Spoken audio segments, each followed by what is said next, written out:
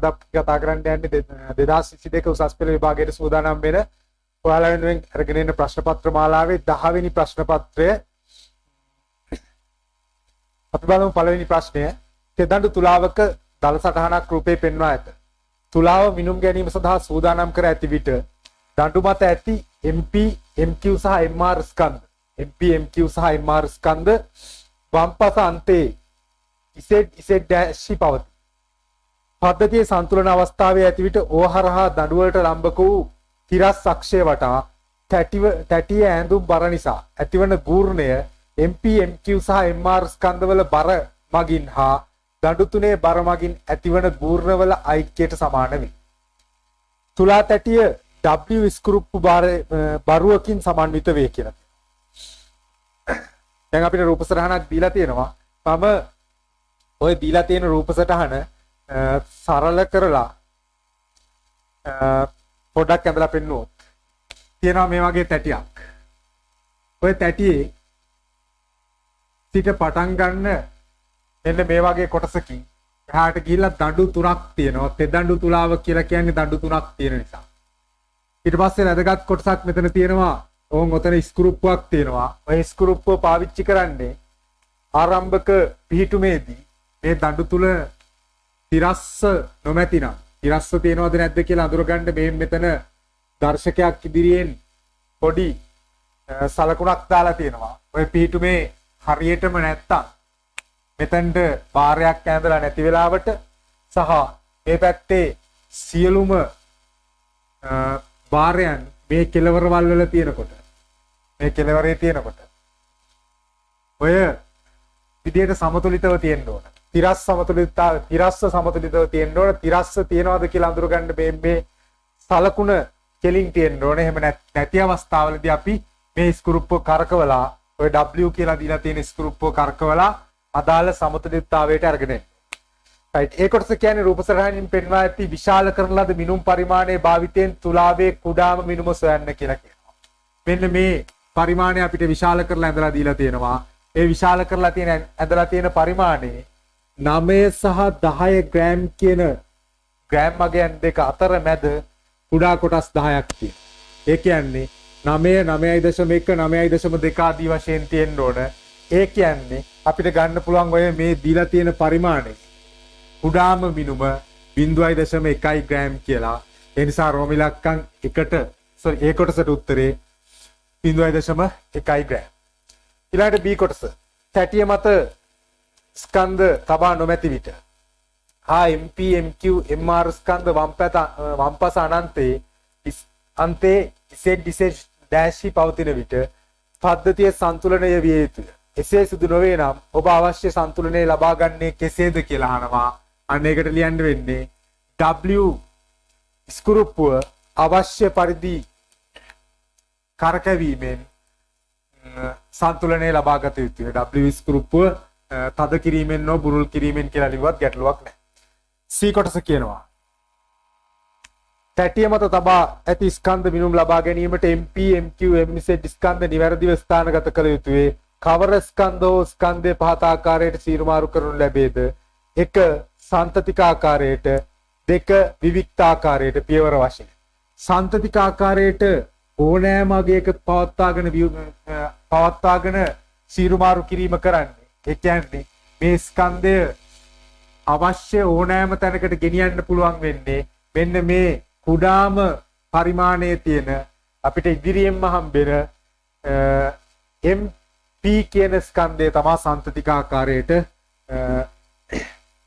ගෙනියන්න ඕනේ. ඒ කියන්නේ MP තමයි අපිට අවශ්‍ය ඕනම තැනක නතර කරන්න.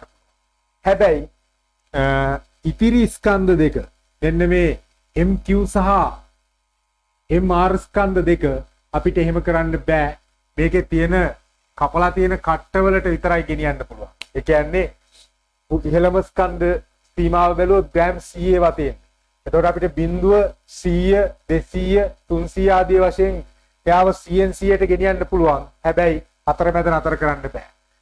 මේ දෙවෙනි මැද පරිමාණය ගත්තොත් ඒක 10, 20 ආදී වශයෙන් ග්‍රෑම් වගයන් තියෙන. එතකොට 0, 10, 20, 30 විදියට ගෙනියන්න පුළුවන්. අතරමැද නවත්තන්න බෑ.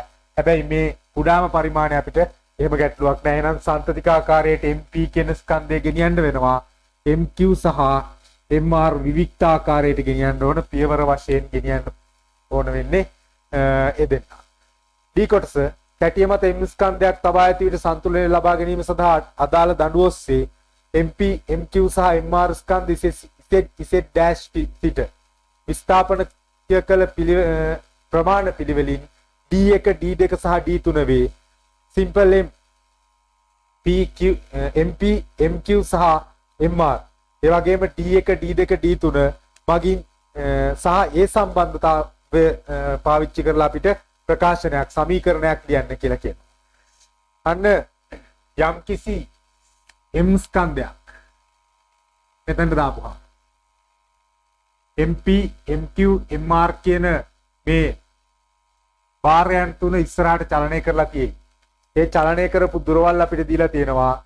MP කියන ස්කන්ධය චලනය කරලා තියෙන්නේ MP කියන ස්කන්ධය චලනය කරලා තියෙන්නේ D1 දුරක්. එතකොට මෙයාගේ චලිත දුර D1යි. ඊළඟට MQ කියන ස්කන්ධය චලනය කරලා තියෙන්නේ D2 දුරක්. ඒ වගේම අවසාන ස්කන්ධය MR ස්කන්ධය චලනය කරලා තියෙන්නේ D3 දුරක්.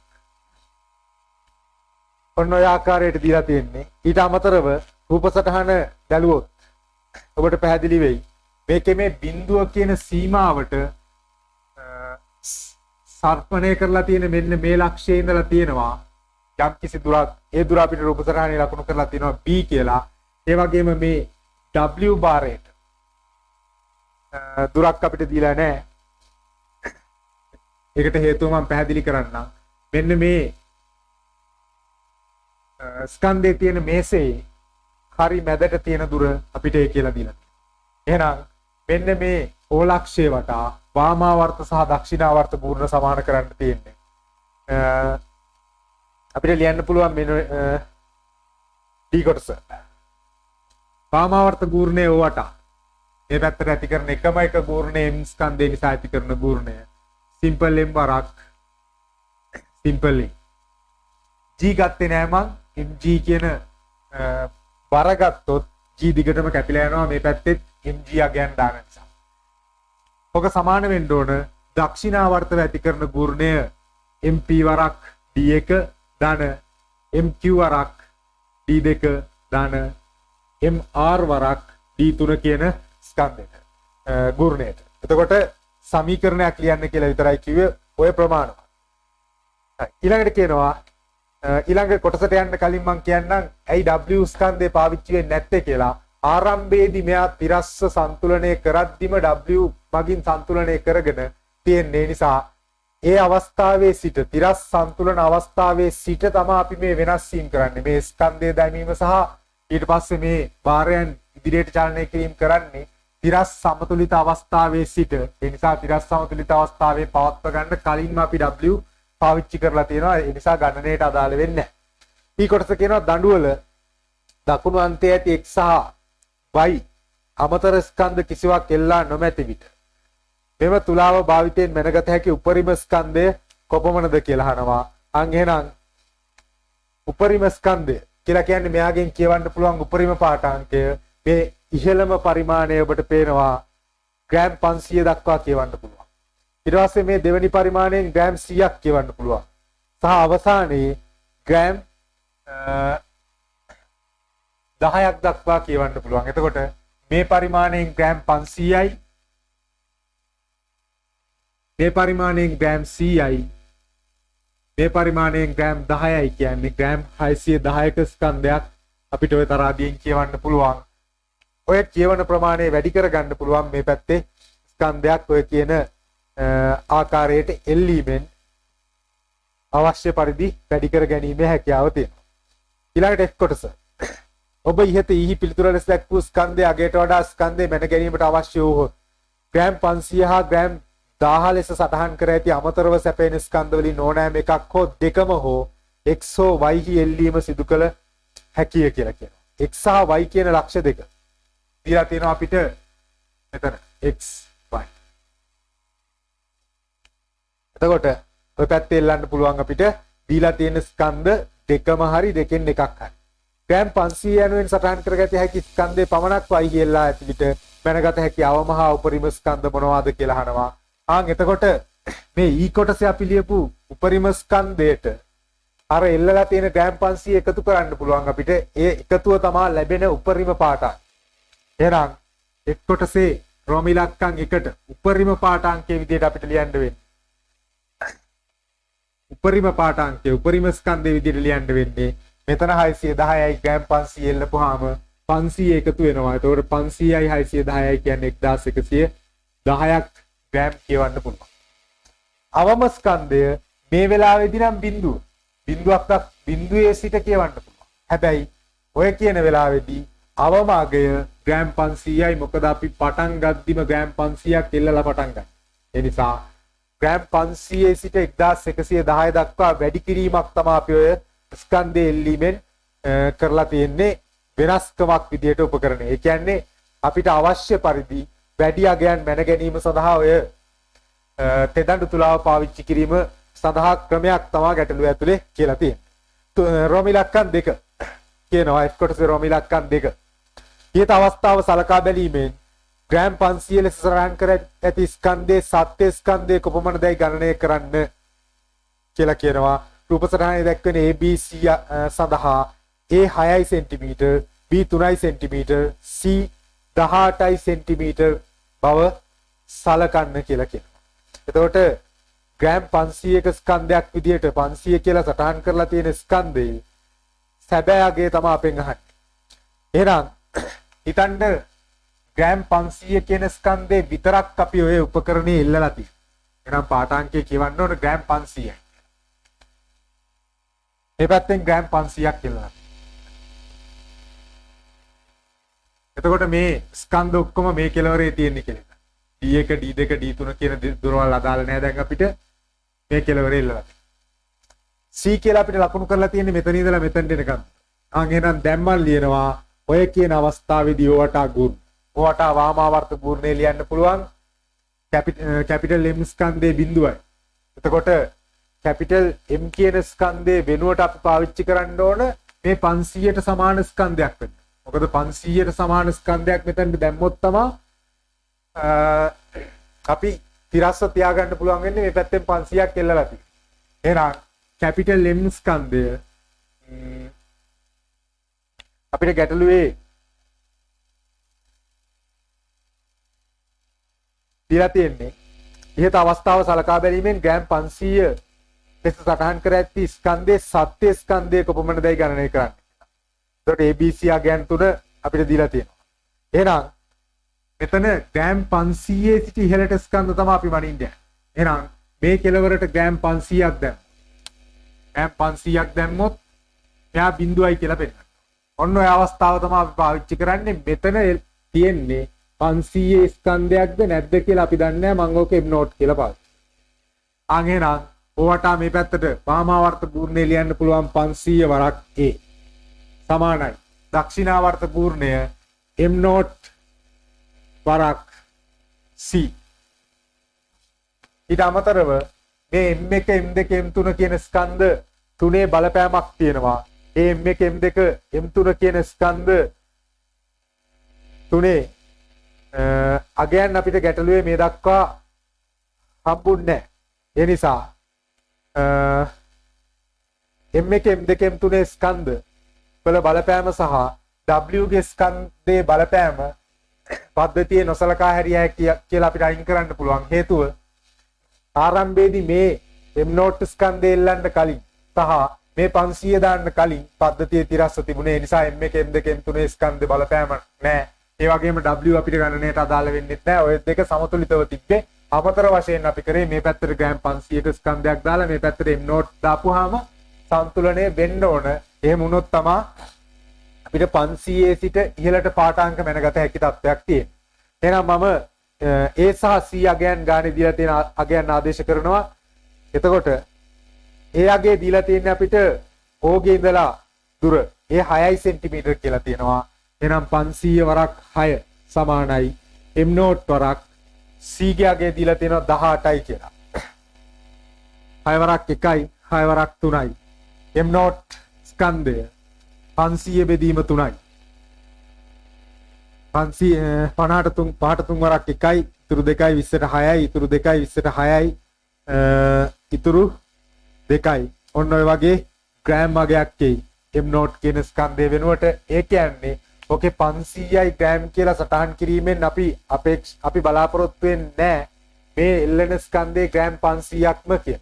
500යි ග්‍රෑම් කියන අගෙන් ඔය තෙදඬු තුලාවක හෝ සිවුදඬු තුලාවක දෙන අගෙන් කියන්නේ මේ ස්කන්ධේ මේ පැත්තේ එල්ලුවොත් මේ පැත්ත සන්තුලනය කරන්න, ඒ කියන්නේ තිරස්ස තියාගන්න මේ පැත්තට 500ක ස්කන්ධයක් දාන්න ඕන කියන අදහස විතරයි. ඊළඟට G කොටස. නිවැරදි මිනුම් ලබා ගැනීම සඳහා තැටිය මත ස්කන්ධේ හෝ ස්කන්ධ තැබීමේදී අනුගමනය කළ යුතු වැදගත් පියවරක් සඳහන් කරන්න කියලා කියනවා. G කොටස අපිට ලියන්න පුළුවන් වැදගත් පියවරක් විදියට තැටිය පිරිසිදු තත්ත්වයේ පවත්වා ගන්න ඕනේ. ඒ කියන්නේ වෙනත් ද්‍රව්‍ය තැටිය මත නැති වෙන්න ඕන. ඒ වගේම තැටිය මත සන්තුලනය, දැන් ওই රූප සටහනේ දීලා තියෙන තෙදඬු තුලාව ගත්තොත් තව එක දෙයක් කියන්න ඕන. තැටියේ මේ ගුරුත්ව කේන්ද්‍රය එහෙම නැත්නම් මේ සම්බන්ධ කරලා තියෙන දණ්ඩට ආසන්නයේ ස්කන්ධය තියන්න ඕනේ. ඒ කියන්නේ තැටියේ ගුරුත්ව කේන්ද්‍රය ආසන්නයේ තැබිය යුතුයි කියන එක තමයි ලියන්න ඕන.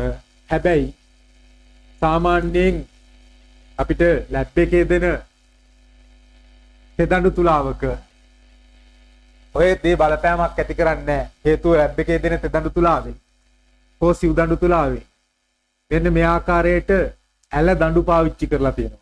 ඇල දඬු පාවිච්චි කරලා මේ ස්කන්ධ කොහෙ තිබ්බත් සංප්‍රයුක්ත බලපෑම එයාගේ ගුරුත්ව කේන්ද්‍රේ කරා අරගෙන තියෙනවා බලෙන් ඔය ඇල දඬු පාවිච්චි කිරීම නිසා. හැබැයි අපිට දීලා තියෙන රූප සටහනේ මේක නැහැ. ඒ නිසා මේ දණ්ඩට ආසන්නේ පුළුවන් තරම් මැදට වෙන්න ඔය ස්කන්ධ තියන්න වෙනවා. H කොටස කියනවා තැටිය මත ස්කන්ධය තබා සන්තුලනයේ ලබාගත් විට ඕහරහා වූ ලක්ෂ්‍ය වට ඇතිවන දෝලනය අවම කිරීමට තුලාවේ යොදා ඇති තාක්ෂණික උපක්‍රමයක් කුමක්ද කියලා අහනවා. අංග ස්කන්ධය තබා සන්තුලනයේ ලබා ගත්තාම ඕවටා දෝලණය වෙන්න බලනවා, උඩ පහළ යන්න බලනවා. ඒකට තැටියේ යොදලා තියෙන උපක්‍රමය තමයි මේ ඕවාසන්නේ දුනු පාවිච්චි කරලා තියෙනවා, ස්ප්‍රින්ග් පාවිච්චි කරලා තියෙනවා. සර්පිල දුනු යොදා ගැනීම කියන එක ලිව්වහම ප්‍රමාණවත් සර්පිල දුනු මගින් තමා අපි කියන්නේ කම්පන අවශෝෂකයක්, ෂොක් ඇබ්සෝබර් එකක් විදිහට වැඩ කරලා එයා අපි ස්කන්ධයේ තිබ්බ ගමන් ඔය තැටිය දෝලණය වෙන එක හැකිතාක් ඉක්මනින් නතර කරලා දෙනවා. ඔය තමයි පළවෙනි ප්‍රශ්නේ පිළිතුර. ඊළඟට අපි කතා කරමු දෙවෙනි ප්‍රශ්නේ. හරි, දැන් අපි කතා කරන්න යන්නේ ව්‍යුහගත රචනා ප්‍රශ්න පත්‍රයේ දෙවෙනි ප්‍රශ්නය.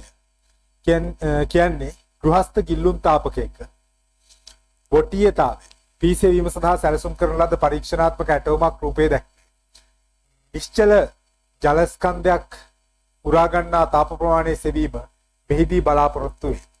ඒ කොටස රූපයේ දක්වා ඇති අයිතම වලට අමතරව පරීක්ෂණය සඳහා ඔබට අවශ්‍ය අනෙක් අයිතම නම් කරන්න කියලා කියනවා. ඔතන අපිට දීලා තියෙනවා පන්තයක් සහ පොලිස්ටයිරීන් බඳුරක්, උෂ්ණත්වමානයක්, ඊළඟට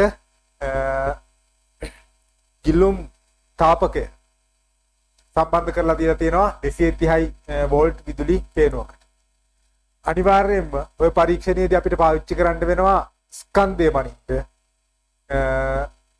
තෙදඬු තුලාවක්, සිවුදඬු තුලාවක් හෝ එහෙම නැත්නම් ඉලෙක්ට්‍රොනික තුලාවක්. ඒ නිසා මේ කොටසේ අහන උපකරණ දෙකෙන් එකක් හරිද? ස්කන්ධය මනින්න තුලාවක්, කෙලින්ම තුලාවක් කියලා ලිව්වත් ප්‍රමාණවත්. ඊළඟට දෙවෙනි දේ තමයි ඕකේ කාලය මැන ගන්න ඕන. අපි කොච්චර කාලයක් ගිල්ලුම් තාපකයේ ගිල්ලලා තිබ්බද, ඒ කාලය ඇතුළත උෂ්ණත්ව වැඩිවීම කොච්චරද කියන එක මැන ගන්න විරාම ගටිකාවක් ඕන වෙනවා. විරාම ගටිකා. ඔය උපකරණ දෙක තමයි අවශ්‍ය වෙන්නේ. ඊළඟට B කොටස. තාපකයේ ක්‍රියාත්මක කිරීමට පෙර ඔබ ලබාගත යුතු මිනුම් මොනවද කියලා අහනවා. තාපකයේ ක්‍රියාත්මක කරන්න කලින් අනිවාර්යයෙන්ම ජල ස්කන්ධය මැන ගන්න වෙනවා. ජල ස්කන්ධය වගේම ජලයේ ආරම්භක උෂ්ණත්වය මැන ගන්න වෙනවා. ජලයේ ආරම්භක උෂ්ණත්වය. ඔය පාඨාංක දෙක තමයි ලබා ගන්න වෙන්නේ. ඊළඟට තුනක් දීලා තියෙනවා. ජලයේ ස්කන්ධය x1 කියලා මම ගන්නවා. ජලයේ ආරම්භක උෂ්ණත්වය x2 කියලා ගන්නවා. ඊළඟට තව අපිට ඕන වෙනවා ඔය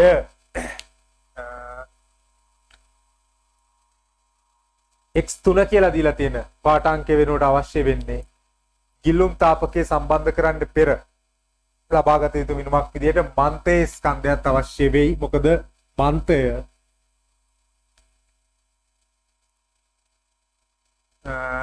අපිට හදලා තියෙන ද්‍රව්‍ය සම්බන්ධතාවයේ හදලා තියෙන ද්‍රව්‍යයේ තාප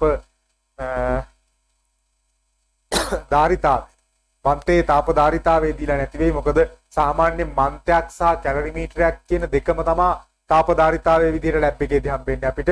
මන්තේ සහ කැලරිමීටරයේ තාප ධාරිතාවය.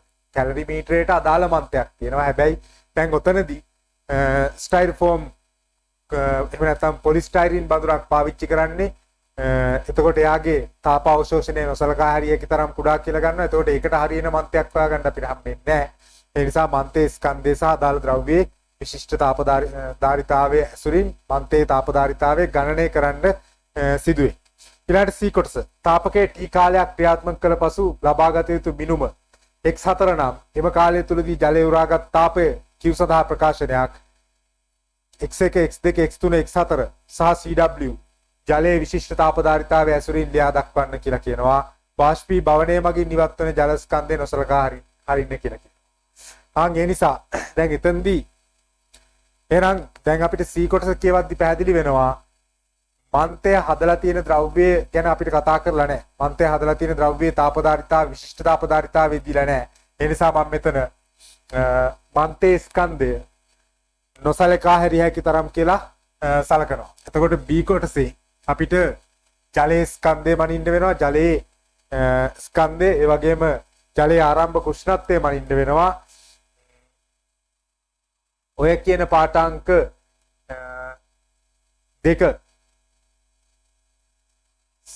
විතරයි අපිට ගන්න වෙන්නේ. B කොටසේ පිළිතුර විදිහට x1 x2 කියලා විතරයි ගන්න වෙන්නේ. x3 ගැන කතා කරන්නේ නැත්නම් මන්තේ තාප ධාරිතාවය අපිට පාඨාංකයක් විදිහට ලබා ගන්න මිනුමක් නැහැ. ඒ නිසා මන්තේට තාප අවශෝෂණය සලකා හැරියකි තරම් කුඩා කියලා හිතන්න වෙනවා. C කොටස x1 x2 x3 දැන් ඔය කියන රාශීන් එක්ක සම්බන්ධතාවය අහන්නේ. ජලය ලබාගත් තාපය. එහෙනම් ජලය ලබාගත් තාපය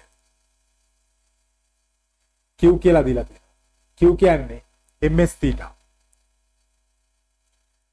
M කියන්නේ ජල ස්කන්ධය අපි ගත්තේ x1. S කියන්නේ ජලයේ විශිෂ්ට තාප ධාරිතාවය අපිට CW කියලා දීලා තියෙනවා. θ කියලා කියන්නේ උෂ්ණත්ව වෙනස. උෂ්ණත්ව වෙනස ගන්නකොට මේ ආරම්භක උෂ්ණත්වය ඊළඟට x4 කියලා දීලා තියෙන අවසාන උෂ්ණත්වය. එහෙනම් x4 ඍණ x3 කියලා ගන්න පුළුවන්. ඔය තමයි පිළිතුර C කොටසේ. ඊළඟට එනයින් තාපකයේ වටීයතාවයේ P සඳහා ප්‍රකාශනයක් ලබා ගන්න. එහෙනම් තාපකය තත්පරයකදී දීපු ශක්තිය P T කාලයකදී දෙන ශක්තිය PT සමාන වෙන්න ඕන ජලයේ ලබාගත් තාපය x1 CW x4 ඍණ x3. කොහොම ලියන්න ප්‍රධාන උපකල්පන තියෙනවා.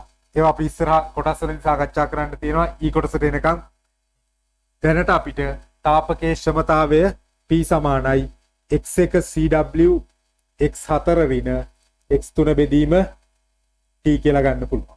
ඔය තමයි ක්ෂමතාවය. ඊළඟට ඊ කොටස කියනවා මෙව පරීක්ෂණයේදී ඔබ කරන ලද උපකල්පන දෙකක් සඳහන් කරන්න. අන්න අපි මුලින්ම හිතුවා මේ තාපකයෙන් පිට කරන මුළු තාපයම ජලය ලබා ගත්තා කියලා. එහෙනම් පළවෙනි කරුණ විදිහට පළවෙනි උපකල්පනයේ විදිහට ලියන්න පුළුවන් තාපකයේ පිට කළ මුළු තාපයම ජලය ලබාගත් බව උපකල්පනයේ. දෙවෙනි කරුණ විදිහට ලියන්න පුළුවන් මන්තය මගින් අවශෝෂණය කරන ලද තාපය සහ පරිසරයට හානි වූ ශක්තිය නොසලකා හැරිය හැකි තරම් කුඩා බව උපකල්පනය කිරීම. මන්තය සහ පද්ධතිය ඒ වගේම පරිසරයට තාපය හානියක් නැහැ කියන එක.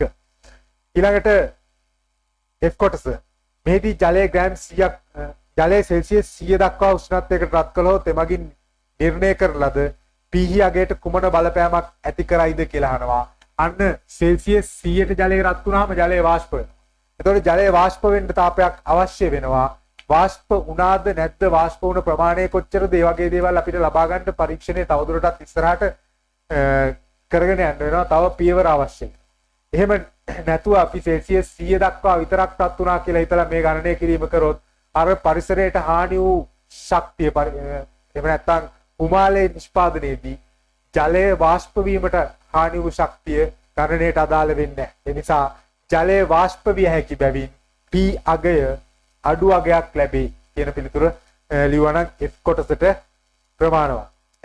ඊළඟට G කොටස. පොලිස්ටයිරින් බඳුන වෙනුවට ලෝහ බඳුනක් යොදාගත්තේ නම් P සඳහා අවශ්‍ය වන අමතර දත්ත මොනවද කියලා අහනවා. අමතර දත්ත තමයි අදාළ බඳුනේ ස්කන්ධය අවශ්‍ය වෙනවා. ඒ වගේම බඳුන හදලා තියෙන ද්‍රව්‍යයේ විශිෂ්ට තාපදාරිතාවය අවශ්‍ය වෙනවා. ඒ නිසා අවශ්‍ය අමතර දත්ත තමයි බඳුනේ ස්කන්ධය සහ බඳුන නිෂ්පාදනය කර ඇති ද්‍රව්‍යයේ විශිෂ්ට තාපදාරිතාවය. H කොටස. ඊට තාපකයේ භාවිත කළ ජලයේ වාෂ්පීකරණයේ විශිෂ්ට ගුප්තතාපයේ එල් සෙවීම සඳහා ජලයේ උෂ්ණත්වය තාපාංකය දක්වා රත් කර නැටීමට සලස්වනු ලැබේ. පළවෙනි කොටස කියනවා නැටීම ආරම්භ වී T නෝට් කාලයකදී වාෂ්පීකරණයෙන් ඉවත් වන ජල ස්කන්ධය M නෝට් සොයා ගැනීමට ඔබ ලබාගත යුතු මිනුම කුමක්ද කියලා අහනවා. අන්න වාෂ්පීකරණය වුණාට පස්සේ අවසානයේ ඉතිරිවන ජල ස්කන්ධය අපි ලබාගත යුතුයි. එහෙනම් අවශ්‍ය මිනුම තමයි වාෂ්ප වීම පරීක්ෂණයේ අවසානයේ පද්ධතියේ ජල ස්කන්ධ. පරීක්ෂණයේ අවසානයේ පද්ධතියේ ජල ස්කන්ධය H කොටසේ රෝම ඉලක්කම් 1ට ලියන්න වෙන්නේ. ඊළඟට දෙකේ කියනවා T නෝට් සමානයි 100යි තත්පර කියලා දීලා තියෙනවා. M නෝට් කියන්නේ 40යි ග්‍රෑම් කියලා කියනවා. M නෝට් කියන්නේ එතකොට ඉවත් වෙන ජල ස්කන්ධය. P වොට් 1000ක් නම් L සඳහා අගය ලබා ගන්න කියලා කියනවා. මෙතනදිත් අපි කලින් සිදු කරපු උපකල්පනයම සිද්ධ කරන්න වෙනවා. ඒ කියන්නේ පද්ධතියට ලබා දෙන මුළු තාපයම, ඒ කියන්නේ තාපකයෙන් ලබා දෙන මුළු ශක්තියම ජලය වාෂ්ප කරන්න වැය වුණා කියන උපකල්පනය සිද්ධ කරන්න වෙනවා. එතකොට ඒ උපකල්පනය මත ලියන්න පුළුවන් PT නෝට් සමානයි. PT නෝට් කියන්නේ තාපකයෙන් දුන්න මුළු ශක්තිය, මුළු තාප ශක්තිය සමාන වෙන්න ඕන M නෝට් Lට. L කියන්නේ ජලයේ වාෂ්පීකරණයේ විශිෂ්ට ගුප්තතාපය. එහෙම නැත්නම් ජලයේ කිලෝග්‍රෑම් එකක් වාෂ්ප කරන්න අවශ්‍ය අවම තාපය තාපාංකයේ තියෙන ජලයේ කිලෝග්‍රෑම් එකක් සඳහා. P 1000යි කියලා දීලා තියෙනවා. කාලයේ තත්පර 100යි කියලා දුන්නා. M නෝට් කියන්නේ ජලයේ ග්‍රෑම් 40ක් වාෂ්ප වුණා කියලා. 40 ග්‍රෑම් 40 කිලෝග්‍රෑම් කරන්න ඕන. මම 10 ඍණ 3ක් දැම්මා. L තමයි අපේ ගණනේ අවසාන ප්‍රතිඵලයේ විදිහට බලාපොරොත්තු වෙන්නේ. එතකොට ඔය L අගය දැන් අපිට උතනදී හොයාගන්න වෙනවා. L අගය හොයාගන්නකොට මම 40 වැඩි කිරීම 10 තුන මේ පැත්තට ගන්න කලින් බිඳුවට බිඳුව කපන්න. 4 වරක් 1යි 4 වරක් 2.5යි 10ට 2.5 වැඩි කිරීම 10 3 1000. එයා මෙහෙට එනකොට 10 3යි සමානයි L. 2.5 වැඩි කිරීම 10 6යි ජූල් කිලෝග්‍රෑමයට. හැම වෙලේම ගුප්ත තාපයක් කියන්නේ කිලෝග්‍රෑමයකට අගයක්. කිලෝග්‍රෑමයට ජූල් වලින් තමයි අපි පිළිතුර තියන්න වෙන්නේ. දැන් කතා කරන්න යන්නේ තුන්වෙනි ගැටලුව. තුන්වෙනි ගැටලුව කියන්නේ දීලා තියෙන්නේ තිරස් පූර්වකට සවි කරන ලද සුදු කඩදාසියක් මත අර්ධ වෘත්තාකාර වීදුරු කුට්ටියක් තබා ඇත. කඩදාසිය මත වීදුරු කුට්ටිය අර්ධ වෘත්තාකාර හැඩය පිටපත් කර ඉන් අඩක් කුඩාම මිනුම අංශක එකක් වන පරිදි අංශක වලින් ක්‍රමාංකනය කර ඇත. කුඩා ලේසර් විදුලි පන්දමක් T ලී පතුරකට සවි කර ඇති අතර එය O කේන්ද්‍රය වශයෙන් ඇති වෘත්තාකාර පතයක භ්‍රමණය කළ හැකිය. ලේසර් කදම්බේ කඩදාසි පෘෂ්ඨය ඔස්සේ වීදුරු කුට්ටිය තුළට ඇතුල් විය හැක. ඇටවුමේ ඉහළින් බැලූ විට පෙනෙන ආකාරයේ රූපේ පෙන්වා ඇත. මෙම ඇටවුම වීදුරු වල වර්තනාංකයේ සෙවීම සඳහා භාවිතා කළ හැකිය කියලා දීලා තියෙනවා. තම ඇටවුම දල වශයෙන් ඇඳලා පෙන්වුවොත් මෙන්න මේ වගේ අර්ධ වෘත්තාකාර ඉහළින් බලපුවාම පේන හැඩය තමයි තියෙන්නේ. ඉහළින් බලපුවාම අර්ධ වෘත්තාකාර හැඩයක් තියෙන වීදුරු කුට්ටියක් තියෙන්නේ මේ වීදුරු කුට්ටියේ O කේන්ද්‍රය තියෙනවා. ඒ වගේම A කියන මෙන්න මේ ලක්ෂයේදී ලේසර් කදම්බයක් වැදෙන්න සලස්සලා තියෙනවා. එතකොට මේ ලේසර් කදම්බේ මේක දිගේ මේ පැත්තට හෝ මේ පැත්තට චලනය කරන්න පුළුවන්. චලනය වෙනකොට මේකේ ක්‍රමාංකණය කරලා තියෙනවා අංශක වලින් කියන පරිමාණයක් සුදු කඩදාසියේ ක්‍රමාංකණය කරලා තියෙනවා. ඔන්න ඔය ආකාරයේ අංශක පරිමාණයක්. ඔය තමයි රූප සටහන. ඒ කොටස කියනවා ලේසර් විදුලි පන්දම එහි පිහිටීමේ ඇතිවිට ලේසර් කදම්බේ පතේ කුමක් වේද කියලා අහනවා.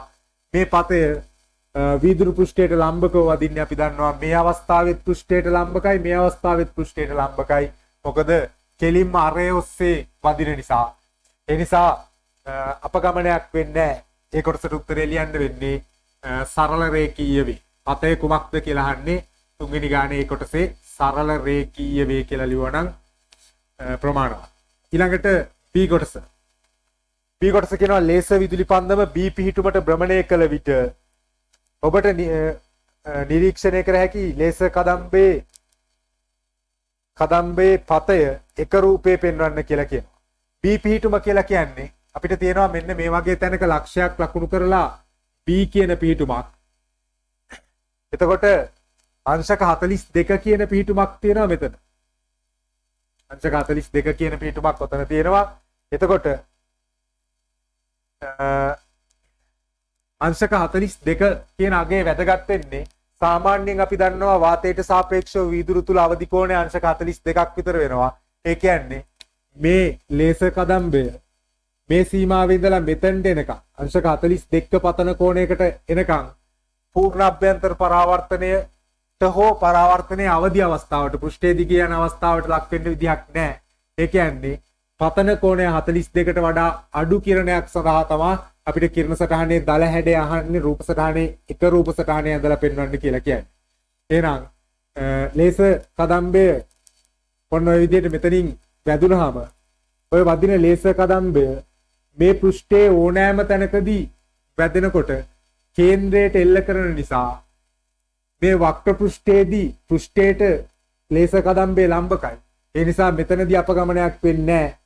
ඕන් ඔය විදිහට වදිනවා ගිහිල්ලා වැදුනාට පස්සේ වාතය කියන්නේ විරලතර මාධ්‍යයක්. විරලතර මාධ්‍යයක් නිසා මේ පැත්තේ වාතයට අපගමනය වෙනකොට මෙතන පතන කෝණයට වඩා වැඩි කෝණයක් සහිතව අපගමනය වෙනවා. ඒ වගේම අපි කිරණ සටහන අදිද්දි පැහැදිලිව ඊතල දාලා ලකුණු කරන්න ඕන මොන පැත්තටද යන්නේ කිරණය කියන එක. ඔය තමයි B කොටසේ අහන පිළිතුර. C කොටස කියනවා ලේසර් විදුලි පන්දම D අංශක 42 පිහිටීමට භ්‍රමණය කළ විට වර්තිත ලේසර් කදම්බේ වීදුරු කුට්ටියේ තල පෘෂ්ඨය ඔස්සේ ගමන් කරන බව නිරීක්ෂණය කරන ලදී. මෙම අවස්ථාවේ පතන කෝණය හඳුන්වන විශේෂ නම ප්‍රකාශ කරන්න කියලා කියනවා. ලේසර් කදම්බේ පතේ දෙක රූපේ පෙන්වන්න කියලා කියනවා. විශේෂ නම අපි දන්නවා අවදි කෝණය. පැහැදිලිවම ලියනවා නම් වාතයට සාපේක්ෂව වීදුරු තුල අවදි කෝණය කියලා ලියවත් කමක් නැහැ. එතකොට ඔය අවස්ථාවේ කිරණ සටහනේ ගමන් මාර්ගයේ තියෙන්නේ D පිහිටුමේ ඉඳලා යනකොට ඔන්න ඔය වගේ ලේසර් කිරණේ පෘෂ්ඨයේ දිගේ ගමන් කරනවා. ඔය තමයි දෙක රූපේ පෙන්වන්න තියෙන අවශ්‍ය තත්ත්වය. ඊළඟට ලේසර් විදුලි පන්දම D කොටස කියනවා වීදුරු වල වර්තනාංකයේ එන්නම් මෙන් සඳහා ප්‍රකාශනයක් D පිහිටීමට අදාළ කෝණය භාවිතයෙන් ලියන්න කියලා කියනවා. අපි දන්නවා කටපාඩම් කරලා සූත්‍රය මතක තියාගෙන ඉන්නවා. එහෙම නැත්නම් කෙලින්ම මෙතනදී අවදි කෝණය C කියලා ගත්තොත් මෙතනදී අංශක 90යි නම් අපිට ස්නේල් නියමයේ දාන්න පුළුවන් වීදුරු වල වර්තනාංකයේ n වරක් sin C. ස්නේල් නියමයෙන් කියන්නේ n sin කෝණය ගුණිතය නියතයක් කියන එක. n වරක් sin C සමානයි එහා පැත්තේ වර්තනාංකය 1යි sin 90 කියලා එන්නේ. sin 91ක් නිසා එතනින් අපිට අපෙන් අහන්නේ වර්තනාංකය සඳහා ප්‍රකාශනයක් n උක්ත කරොත් මෙයාගේ අගයත් 1යි 1 බෙදීම sin C කියලා එනවා. ඕක කටපාඩමින් ලිව්වත් ගැටලුවක් නැහැ. ඊළඟට E කොටස. ලේසර් විදුලි පන්දම E පිහිටීමට භ්‍රමණය කළේ නම් ලේසර් කදම්බේ නව ගමන් මාර්ගයේ තුන රූපය ඇඳ දක්වන්න කියලා කියනවා. දැන් E පිහිටුම කියලා කියන්නේ අවදි කෝණයට වඩා විශාල කෝණයක්. අවදි කෝණයට වඩා විශාල කෝණයකින් වැදුන ගමන් ඒ හා සමාන පතන කෝණයක් තියෙන විදිහට මෙතන පතන කෝණය පරාවර්තන කෝණයට සමාන වෙන විදිහට නැවත ලේසර් කිරණය ගමන් කරනවා. ඔක තමයි අවශ්‍ය තත්ත්වය. ඊළඟට එක් කොටස කියනවා ඉහත ඊහි නිරීක්ෂණයට අදාළ සංසිද්ධිය නම් කර එවැන්නක් හට ගැනීමට අවශ්‍ය වන තත්ත්ව ප්‍රකාශ කරන්නලු. එහෙනම් ඔය සංසිද්ධියේ නම තමයි පූර්ණ අභ්‍යන්තර පරාවර්තනය. පූර්ණ අභ්‍යන්තර පරාවර්තනය. පූර්ණ අභ්‍යන්තර පරාවර්තනයේ සිද්ධ වීමට අවශ්‍ය තත්ත්ව ප්‍රධාන වශයෙන් දෙකක් තියෙනවා. පළවෙනි தත්ත්වය තමයි අනිවාර්යයෙන්ම ආලෝකයේ ගහනතර මාධ්‍යයේ සිට විරලතර මාධ්‍යයකට ගමන් කළ යුතුයි. එහෙනම් පළවෙනි தත්ත්වයේ විදිහට ලියන්න පුළුවන් ආලෝකයේ ගහනතර මාධ්‍යයේ සිට විරලතර මාධ්‍යයට ගමන් කළ යුතුයි. දෙවැනි தත්ත්වය තමයි මාධ්‍ය වෙන් කරන පෘෂ්ඨයේදී පතන කෝණය අදාළ මාධ්‍ය දෙක අතර අවදි කෝණයට වඩා වැඩි විය යුතුයි කියන්නේ. ඔන්න ඔය අවස්ථා දෙක අවශ්‍යතා දෙක සම්පූර්ණ කරොත් විතරයි පූර්ණ අභ්‍යන්තර පරාවර්තනයක් අපිට බලන්න හම්බෙන්නේ. G කොටස කියනවා වීදුරු කුට්ටියේ තල පෘෂ්ඨය හා ස්පර්ශ වන සේ ජලයෙන් තෙත් කළ අන්වීක්ෂ කදාවක් තබනු ලැබේ. ආගෙත් මෙතන ජලයෙන් තෙත් කරපු අන්වීක්ෂ කදාවක් තබනවලු. ඊහිදීමෙන් ලේසර් විදුලි පන්දම තැබූ විට ඔබට ඉහත නිරීක්ෂණයම ලබාගත හැකිද? ඔබගේ නිරීක්ෂණ සම්බන්ධ අදහස දක්වන්න කියලා කියනවා. දැන් මේ පෘෂ්ඨයේ මෙතන ජලයෙන් තෙත් කරපු අන්වීක්ෂ කදාවක් තිබ්බොත් ඒ කියන්නේ මේ සීමාවේ ජලය හම්බෙන්නේ. ඒ කියන්නේ අපිට ඔය කියන නිරීක්ෂණයම දකින්න හම්බෙන්නේ නැහැ. හේතුව මෙතනදී අපිට ජලයට සාපේක්ෂව වීදුරු තුල අවදි කෝණය ගැන හිතන්න වෙනවා. එහෙනම් අපිට ලියන්න වෙන්නේ ජලයට සාපේක්ෂව වීදුරු තුල අවදි කෝණය වෙනස් අගයක් නිසා අපිට ඒ ගැන ප්‍රකාශනයක් විතරයි අහන්නේ. ගණනය කිරීම අවශ්‍ය නැහැ. ලියන්න වෙන්නේ ජලයට සාපේක්ෂව වීදුරු තුල අවදි කෝණයේ වෙනස් අගයක් නිසා මෙම අවස්ථාවේ කිරණයේ ඉහත පරිදි නොලැබේ කියන එක විතරයි ලියන්න වෙන්නේ. ඔන්න ඔය විදිහට තුන්වෙනි ගැටලුව සාකච්ඡා කරලා ඉවර වෙනවා. දැන් අපි බලමු හතරවෙනි ප්‍රශ්නය කොහොමද කරන්නේ ව්‍යුහගත රචනා ප්‍රශ්න පත්‍රයේ. හරි දැන් අපි කතා කරන්න යන්නේ හතරවෙනි ව්‍යුහගත රචනා ප්‍රශ්නය. A හා B කෝෂ දෙකක් විද්‍යුත්ගාමක බල සංසන්දනය සඳහා භාවිතා කළ හැකි පරිපථයක් රූපේ දැක්වේ. A සහ B කෝෂ දෙකේ විද්‍යුත්ගාමක බල සහ අභ්‍යන්තර ප්‍රතිරෝධ පිළිවෙලින් E0 සහ R නෝට් වේ. G මධ්‍යයේ ශූන්‍ය ගැලනෝමීටරයක් වන අතර මැද බිඳු ගැලනෝමීටරයක් කියන්නේ. වන අතර P හා Q ප්‍රතිරෝධ පෙට්ටි දෙකකි. කියනවා P හා Q දෙක මගින්ම ලබාගත හැකි අවමාගය 1 ඕම් බැගින් වේ. ඒ කොටස සුදුසු R නෝට් ප්‍රතිරෝධකයක් සහ K2 ස්විචයක් සපයාත්නම් අධික ධාරාවක් ගැලීම නිසා ගැලනෝමීටරයට වන හානිය වළක්වා ගැනීමට R නෝට් සහ K2 හේතු රූපේ XY අතරට නිවැරදිව සම්බන්ධ කරන අයුරු පරිපථ සම්බන්ධ කර පරිපථය සම්පූර්ණ කරන්න කියන කියනවා. එතකොට ඔය රූප සටහනේ දීලා තියෙන XY කියන අග්‍ර දෙක අතරට ඔබ සම්බන්ධතාවය දෙන්න ඕන. මෙතනින් එහාට තමයි ගැලනෝමීටරය සම්බන්ධ වෙන්නේ. අපි දන්නවා මැද බිඳු ගැලනෝමීටරය අධික ධාරාවකින් ආරක්ෂා කරගන්න නම් ගැලනෝමීටරයට ශ්‍රේණිගතව විශාල ප්‍රතිරෝධයක් සම්බන්ධ කරන්න ඕන. ඔන්න ඔයක තමයි R නෝට් ප්‍රතිරෝධය. ඒ වගේම අවශ්‍ය අවස්ථාවකදී ප්‍රතිරෝධය ඉවත් කර ගැනීම සඳහා ඔන්න ඔය විදිහට ස්විච් එකක් පාවිච්චි කරන්න වෙනවා. ඔක තමයි ඒ කොටසේ බලාපොරොත්තු වෙන්නේ. ඊළඟට B කොටස කියනවා ශිෂ්‍යයෙක් P හි ප්‍රතිරෝධයේ අගය R1 ලෙස තබා ගැලනෝමීටරයේ ශූන්‍ය වන තෙක් Q ප්‍රතිරෝධයේ අගය R2 වන ලෙස වෙනස් කරයි. මෙම අවස්ථාවේ පරිපථයේ ධාරාව I සඳහා ප්‍රකාශනයක් E R1 R2 සහ R ඇසුරින් ලියන්න.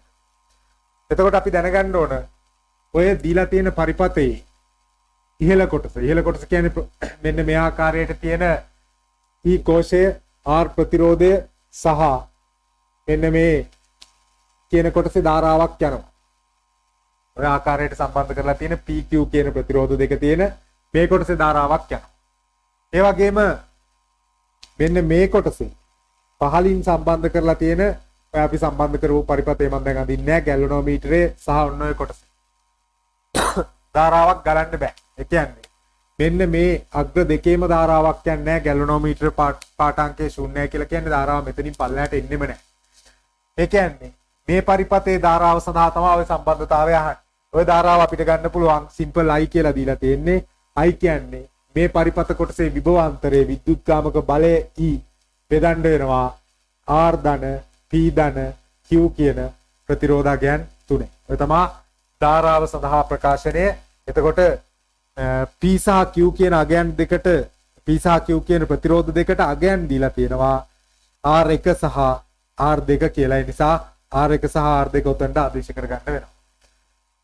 ඊළඟට රෝම ඉලක්කම් 2 B කොටසේ රෝම ඉලක්කම් 1 පිළිතුරු තමයි ඔය. දෙවෙනි කොටස අහනවා ධාරාවයි සඳහා තවත් ප්‍රකාශනයක් E නෝට් සහ R1 ඇසුරින් ලියන්න කියලා කියනවා. E නෝට් සහ R1 ඇසුරින් ලියන්න කියලා කියනවා ධාරාව සඳහා තවත් ප්‍රකාශනයක්. එතකොට අපිට ලියන්න පුළුවන් මෙන්න මේ කොටසේ විභව බැස්ම. කියන්නේ මෙන්න මේ ලක්ෂයයි අතර විභව බැස්ම කිව්වොත් එහෙම ඔය විභව බැස්ම ලියන්න පුළුවන් I වරක් P කියන ප්‍රතිරෝධය. P කියන ප්‍රතිරෝධය අගය මම පස්සේ ආදේශ කරනවා. සමාන වෙන්න ඕන මේ කෝෂයේ විද්‍යුත්කාමක බලයට. විද්‍යුත්කාමක බලය කියලා කියන්නේ E නෝට් විද්‍යුත්කාමක බලය. එතකොට E නෝට් විද්‍යුත්කාමක බලයේ ප්‍රතිවිරුද්ධ දිශාවේ තියෙන්නේ එයාට සමාන විභවාන්තරයක් මෙතන આવොත් තමයි මේ පරිපතේ ධාරාව නොගලන්නේ. ධාරාව ගලන්නේ නැති වෙන්න අවශ්‍යතාවය තමයි විභව වැස්මක් නැති වෙන්න ඕන. විභව වැස්මක් නැති වෙලා කියන්නේ මෙයාගේ විභව වැස්ම මෙයාගේ විභව වැස්මට සමානයි. ඔතනින් P කියන ප්‍රතිරෝධය මම ආදේශ කරගන්නවා R1 කියලා සමානයි E නෝට්. I ධාරාව හොයන්න පුළුවන් E නෝට් බෙදීම R1 කියලා. ඔය තමයි රෝම ඉලක්කම් 2 සම්බන්ධතාවය. රෝම ඉලක්කම් 3 කියන්නේ ඉහත ප්‍රකාශන දෙක ඇසුරින් R1ට ඉදිරිව R1 ධන R2 ප්‍රස්ථාරය ඇඳීම සඳහා යෝග්‍ය ප්‍රකාශනයක් උත්පන්න කරන්න කියලා. මම ඔය ගත්ත ධාරා සම්බන්ධතා දෙක සමාන කරනවා. ධාරා සම්බන්ධතා දෙක සමාන කරගත්තාම E නෝට් බෙදීම R1 සමානයි E බෙදීම R ධන R නෝට් R1 ධන R2. ඔය තමයි සම්බන්ධතාවය. එතකොට එතනින් අපි y අක්ෂයට ප්‍රස්ථාරගත කරන්න වෙන්නේ R1 ධන R2. R1ට ඉදිරිව R1 ධන R2 කියන නිසා y අක්ෂයට R1 ධන R2 ප්‍රස්ථාරගත කරන්න වෙන්නේ. මං සමීකරණයේ උඩයට මාරු කරොත් E නෝට් බෙදීම R1 බෙදීම E නෝට් බවට පත් වෙනවා. සමානයි R ධන R1 ධන R2 බෙදීමෙන්. ඔතනින් R1 ධන R2 උක්ත කරගන්නකොට මේ ප්‍රකාශනය මම දෙකකට කඩනවා. R1 බෙදීම E නෝට් සමානයි R බෙදීම E ධන R1 ධන R2 බෙදීමයි. මුළු සමීකරණයම E ගෙන් වැඩි කරනවා. එතකොට එනවා R1 ධන R2 සමානයි. එයා E ගෙන් වැඩි කරපුවාම R විතරයි ඉතුරු වෙන්නේ. R ධන මෙයා E ගෙන් වැඩි කරපුවාම E බෙදීම E නෝට් වරක් කැපිටල් R1. y සමානයි y අක්ෂයට මේ දෙන්නම ගන්නේ mx ධන c ආකාරයේ ප්‍රස්ථාරයක් අපිට හම්බෙනවා. ඔන්න ඔය ප්‍රකාශනය තමයි උත්පන්න කරන්න කියලා තියෙන්නේ. එතකොට ඔබ දැනගන්න ඕන R1ට එදිරිව කියලා කියනකොට R1 x අක්ෂයේ එදිරිව R1 ධන R2 තමයි ප්‍රස්ථාරයන් ඉන්න ඕන. ඒක පරදින්න ඉඩ තියෙනවා. C කොටස ශිෂ්‍යයා මෙම පරීක්ෂණයේදී ලබාගත් දත්ත පහත වගුවේ දැක්වේ කියනවා. පෙන්වා ඇති කණ්ඩාංක තලයේ R1ට ඉදිරිව R1 ධන R2 ප්‍රස්ථාරගත කරන්න කියලා කියනවා. දීලා තියෙන අගයන් ටික ලකුණු කරගන්න වෙනවා R1 සහ R1 අගය සහ R1 ධන R2 අගය x සහ y කණ්ඩාංක විදිහට නිවැරදිව ලකුණු කරන්න වෙනවා. එතකොට y සමානයි mx ධන c ආකාරයේ ප්‍රස්ථාරයක් අපිට හම්බෙයි. දීලා තියෙන ලක්ෂ්‍ය ටික පාවිච්චි කරලා ප්‍රස්ථාරයන් දහම්. එතකොට ප්‍රස්ථාරය භාවිතයෙන් E බෙදීම E නෝට් අනුපාතය අහනවා. C කොටසේ ප්‍රස්ථාරය අදින්න තියෙන්නේ මම හිතනවා දීලා තියෙන අගයන් R1 ධන R2 හොයලා එකතු කරලා වගුවට ගන්න ඔබට පුළුවන්. වගුවට ගත්තට පස්සේ ප්‍රස්ථාරය අදාළ ලක්ෂ්‍ය ලකුණු කරලා ප්‍රස්ථාරයේ සරල රේඛාව ඇඳ ගන්න තියෙන්නේ. D කොටස කියන්නේ ප්‍රස්ථාරයේ භාවිතයෙන් E බෙදීම E නෝට් අනුපාතය ලබා ගන්න කියලා කියනවා. E බෙදීම E නෝට් අනුපාතය ලබා ගන්නකොට ප්‍රස්ථාරයේ අනුක්‍රමණය තමයි හොයාගන්න වෙන්නේ. ඒ කියන්නේ අපිට y සමානයි mx අපන ඍණ c ආකාරයේ ප්‍රස්ථාරයක් එන්නේ. මේ කොටස මෙහෙට ආපුවම ඍණ වෙනවා. mx ඍණ c ආකාරයේ ප්‍රස්ථාරයක් කියලා කියන්නේ මෙන්න මේ වගේ ප්‍රස්ථාරයක් එයි. එතකොට මේ ප්‍රස්ථාරයේ අදාළ ලක්ෂ්‍ය දෙකක y වෙනස බෙදීම x වෙනසෙන් අනුක්‍රමණය ලබා ගන්න පුළුවන්. අනුක්‍රමණයේ e බෙදීම e නෝට්ට කෙලින්ම සමානයි. ඒ කියන්නේ ප්‍රස්ථාරයේ අනුක්‍රමණය හොයන්න විතරයි තියෙන්නේ d කොටස. ඊළඟට e කොටස ගැලනෝමීටරයේ ධාරාව ශූන්‍ය වන අවස්ථාව ලබා ගැනීමට උත්සාහ කිරීමේදී ඇතිවන ප්‍රායෝගික දුෂ්කරතාවය කෙටියෙන් සඳහන් කරන්න කියලා කියනවා.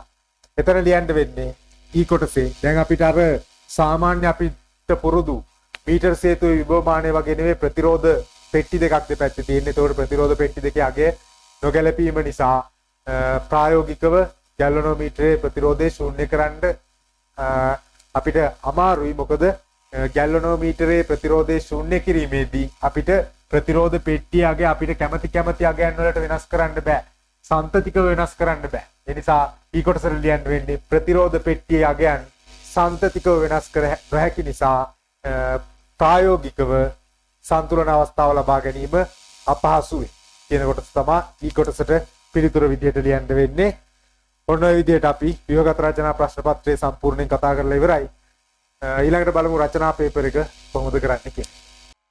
හරි ඊළඟට පස්වෙනි ගැටලුව එන්ජිම ක්‍රියාවිරහිතව මෝටර රථයක් A කියලා දීලා තියෙන මෝටර රථය ආපදා රථයක් B මගින් සමතල පාරක ඇදගෙන යන අවස්ථාවක් එක රූපේ පෙන්වා ඇත. ඒ රථය හා B රථයේ ස්කන්ධ පිළිවෙලින් කිලෝග්‍රෑම් 1000ක් සහ කිලෝග්‍රෑම් 3000ක් වේ. එක් රථය මගින් ඒවායේ චලිතයට එරෙහිව ක්‍රියා කරන ප්‍රතිරෝධී බලය 4 නිව්ටන් කිලෝග්‍රෑමයට මගින් ලබා දෙන බව උපකල්පනය කරන්න. ඒ කොටස කියනවා රථයේ දල සටහනක් ඔබගේ පිළිතුරු පත්‍රය ඇඳගෙන ඒ මත බල ලකුණු කරන්න කියලා කියනවා. ඒ රථයේ දල සටහනක් ඇඳගත්තා. ඔන්න ඔය ආකාරයට ඒ රථයේ තියෙයි. එතකොට ඒ රථයේ මත මෙතනින් ආතතියක් ක්‍රියාත්මක වෙනවා ඔය B ගෙන් ඇදගෙන යන නිසා. ඊට අමතරව මේ ඒ රථයේ බර තියෙනවා පහළට කිලෝග්‍රෑම් 1000ක ස්කන්ධයක් ඒ රථයට තියෙනවා. ඒ කියන්නේ නිව්ටන් 10000ක බලයක් තියෙනවා බර විදියට. ඒ වගේම මේ චලිතයට විරුද්ධව ඇති වෙන බලයක් තියෙනවා. එයා මං ඔය එක ටයරයකින් ලකුණු කරාට ටයර් හතරෙන්ම දැනෙනවා. චලිතයට විරුද්ධ බලය ටයර් වලින් විතරක් නෙවෙයි ඝර්ෂණ බලයේ විදියට විතරක් දකින්න එපා. මෙයාගේ චලිතයේ වාත ප්‍රතිරෝධී බලය ඒ වගේ විවිධ බලවල එකතුවක් විදියට මම මෙතනින් ලකුණු කරනවා. චලිතයට විරුද්ධ බලය අපිට කියන්නේ කිලෝග්‍රෑමයකට නිව්ටන් 4යි. කිලෝග්‍රෑමයකට නිව්ටන් 4යි නම් කිලෝග්‍රෑම් 1000කට නිව්ටන් 4000ක බලයක් තිබෙනවා. ඔන්න ඔය බල තුන තමයි තියෙන්න ඕන ඔය වස්තුවට. B රථය මගින් A රථයේ 10 ms ශ්‍රේණියක නියත ප්‍රවේගයකින් ඇදගෙනු ලබන යන විට B කොටස B රථයේ මත යොදන සම්පූර්ණ ඉදිරි බලය කොපමණද කියලා අහනවා. නියත ප්‍රවේගයකින් ඇදගෙන යනවා නම් මේ යොදන බලය මේ පැත්තට තියෙන බලයට සමාන වෙන්න ඕන. නිව්ටන්ගේ දෙවෙනි නියමය ගත්තොත් එහෙම ත්වරණය සඳහා පාවිච්චි කරන්නේ අපි. ඒ නිසා නිව්ටන්ගේ දෙවෙනි නියමය F සමානයි ma කියන සම්බන්ධතාවයේ ගත්ත නියමය නෙවෙයි අපි පාවිච්චි කරන්න ඕන. තුන්වෙනි නියමයේ සෑම ක්‍රියාවකටම සමාන වූ ප්‍රතිවිරුද්ධ වූ ප්‍රතික්‍රියාවක් ඇත කියන එකත් නෙවෙයි.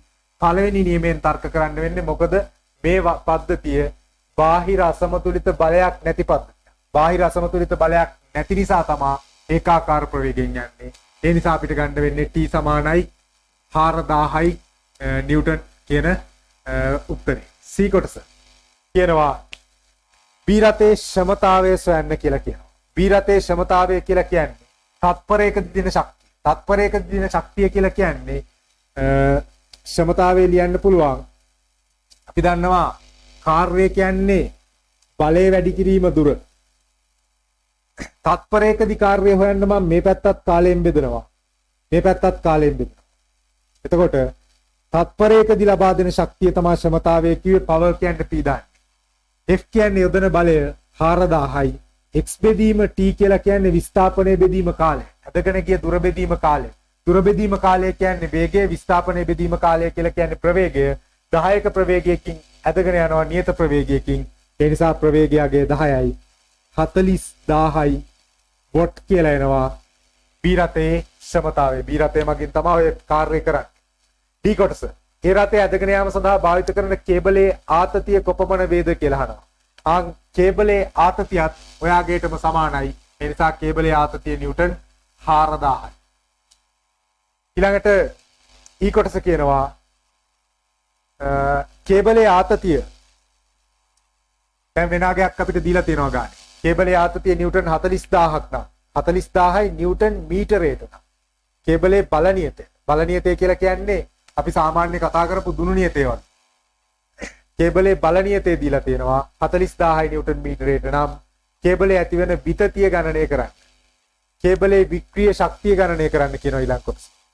දැන් රෝම ඉලක්කම් එකේ විතතිය ඇහුවා. එහෙනම් අපිට පුළුවන් යාන්ත්‍ර විද්‍යාවේදී මතක තියාගන්න කොයි වෙලාවකවත් අපි පාවිච්චි කරන්නේ හුග්ගේ නියමය ප්‍රත්‍යස්ථතාවයේ පාඩමේදී ඉගෙනගත්ත විදිහට දීර්ඝාකාරයෙන්. යාන්ත්‍ර විද්‍යාව ගැටලුවක හුග්ගේ නියමය පාවිච්චි කරන්න වුණොත් F සමානයි KE කියන සම්බන්ධතාවය තමයි පාවිච්චි කරන්නේ. F කියන්නේ කේබල් එකට එහෙම නැත්නම් ස්පින් එකට යොදපු බලය, දිගාතට යොදපු බලය, ආතන්‍ය බලය නිව්ටන් 4000යි.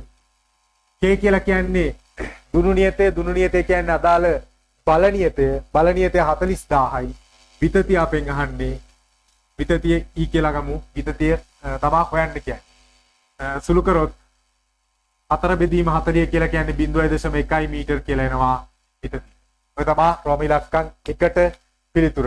දෙකේ අහනවා වික්‍රීය ශක්තිය. අපි දන්නවා වික්‍රීය ශක්තිය කියලා කියන්නේ භාගයයි Fe කියලා. මොකද ආරම්භක ඇදුණු දිග 0යි අවසාන ඇදුණු දිග මෙයාගේට සමානයි. ඒ නිසා බලය යොදනකොට බලය යෙදෙන්නේ බිඳුවේ සිට වැඩි වෙන බලයක් දක්වා. එතකොට බිඳුවේ සිට 4000 දක්වා වැඩි වෙන බලයක් ඉදිලා තමයි ওই වස්තුව හැදෙන්නේ. ඒ නිසා භාගයයි Fe කියලා එන්නේ. ඔබට යාන්ත්‍ර විද්‍යාව පාඩමේදී වගේම ප්‍රත්‍යක්ෂතාවයේ පාඩමේදී හම්බෙලා තියෙන්න ඕන භාගයයි Fe කියන සම්බන්ධතාවය. භාගයයි F කියන්නේ දුනු නියතය. බලය 4000යි. E කියලා කියන්නේ විතතිය 0.1යි. දෙවරක් 1යි දෙවරක් 2000යි. එතකොට 2000.1කින් වැඩි කරපුවාම 200යි ජූල් කියලා එනවා. ජූල් 200ක ශක්තියක් වික්‍රීය ශක්තියක් කේබලයක අපට ආවේ. F කොටස කියනවා කේබලයට දැරිය හැකි උපරිම ආතතිය නිව්ටන් 6000ක් නම් ඒ රථයේ ඇදගෙන යා හැකි උපරිම ත්වරණය සොයන්න. එතකොට ඒ රථයේ ත්වරණයකින් ඇදගෙන යනවා නම් මේ බලය වැඩි කරන්නම වෙනවා.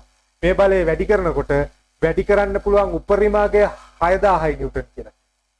ඒ උපරිම අගෙන් ඇදගෙන යන වෙලාවට අපිට පාවිච්චි කරන්න පුළුවන් F සමානයි ma කියන එක. මොකද දැන් මේ ස්කන්ධයට ත්වරණයක් හම්බෙන්න නම් බාහිර අසමතුලිත බලයක් ඕන. බාහිර අසමතුලිත බලය ගන්න පුළුවන් මේ පැත්තට යොදන උපරිම බලය 6000යි. ඕකෙන් අඩු කරන්න ඕන ප්‍රතිවිරුද්ධ චලිතයට විරුද්ධව තියෙන බලය 4000 සමානයි ස්කන්ධේ 1000 වරක් ත්වරණයේ A. ත්වරණය තමයි අපෙන් අහන්න ඔය වෙලාවේ ලැබෙන්නේ. ඒ රටේට දෙන්න පුළුවන් උපරිම ත්වරණය. මේ දෙන්න අසුළු කරොත් 2000 බෙදීම 1000 කියලා කියන්නේ 2 ms ඍණ 2 උපරිම ත්වරණයකින් ඇදගෙන යාමේ හැකියාව තියෙනවා ඔය කියන පද්ධතිය. ඊළඟට කියනවා දැන් වෙනම ගැටලුවක්.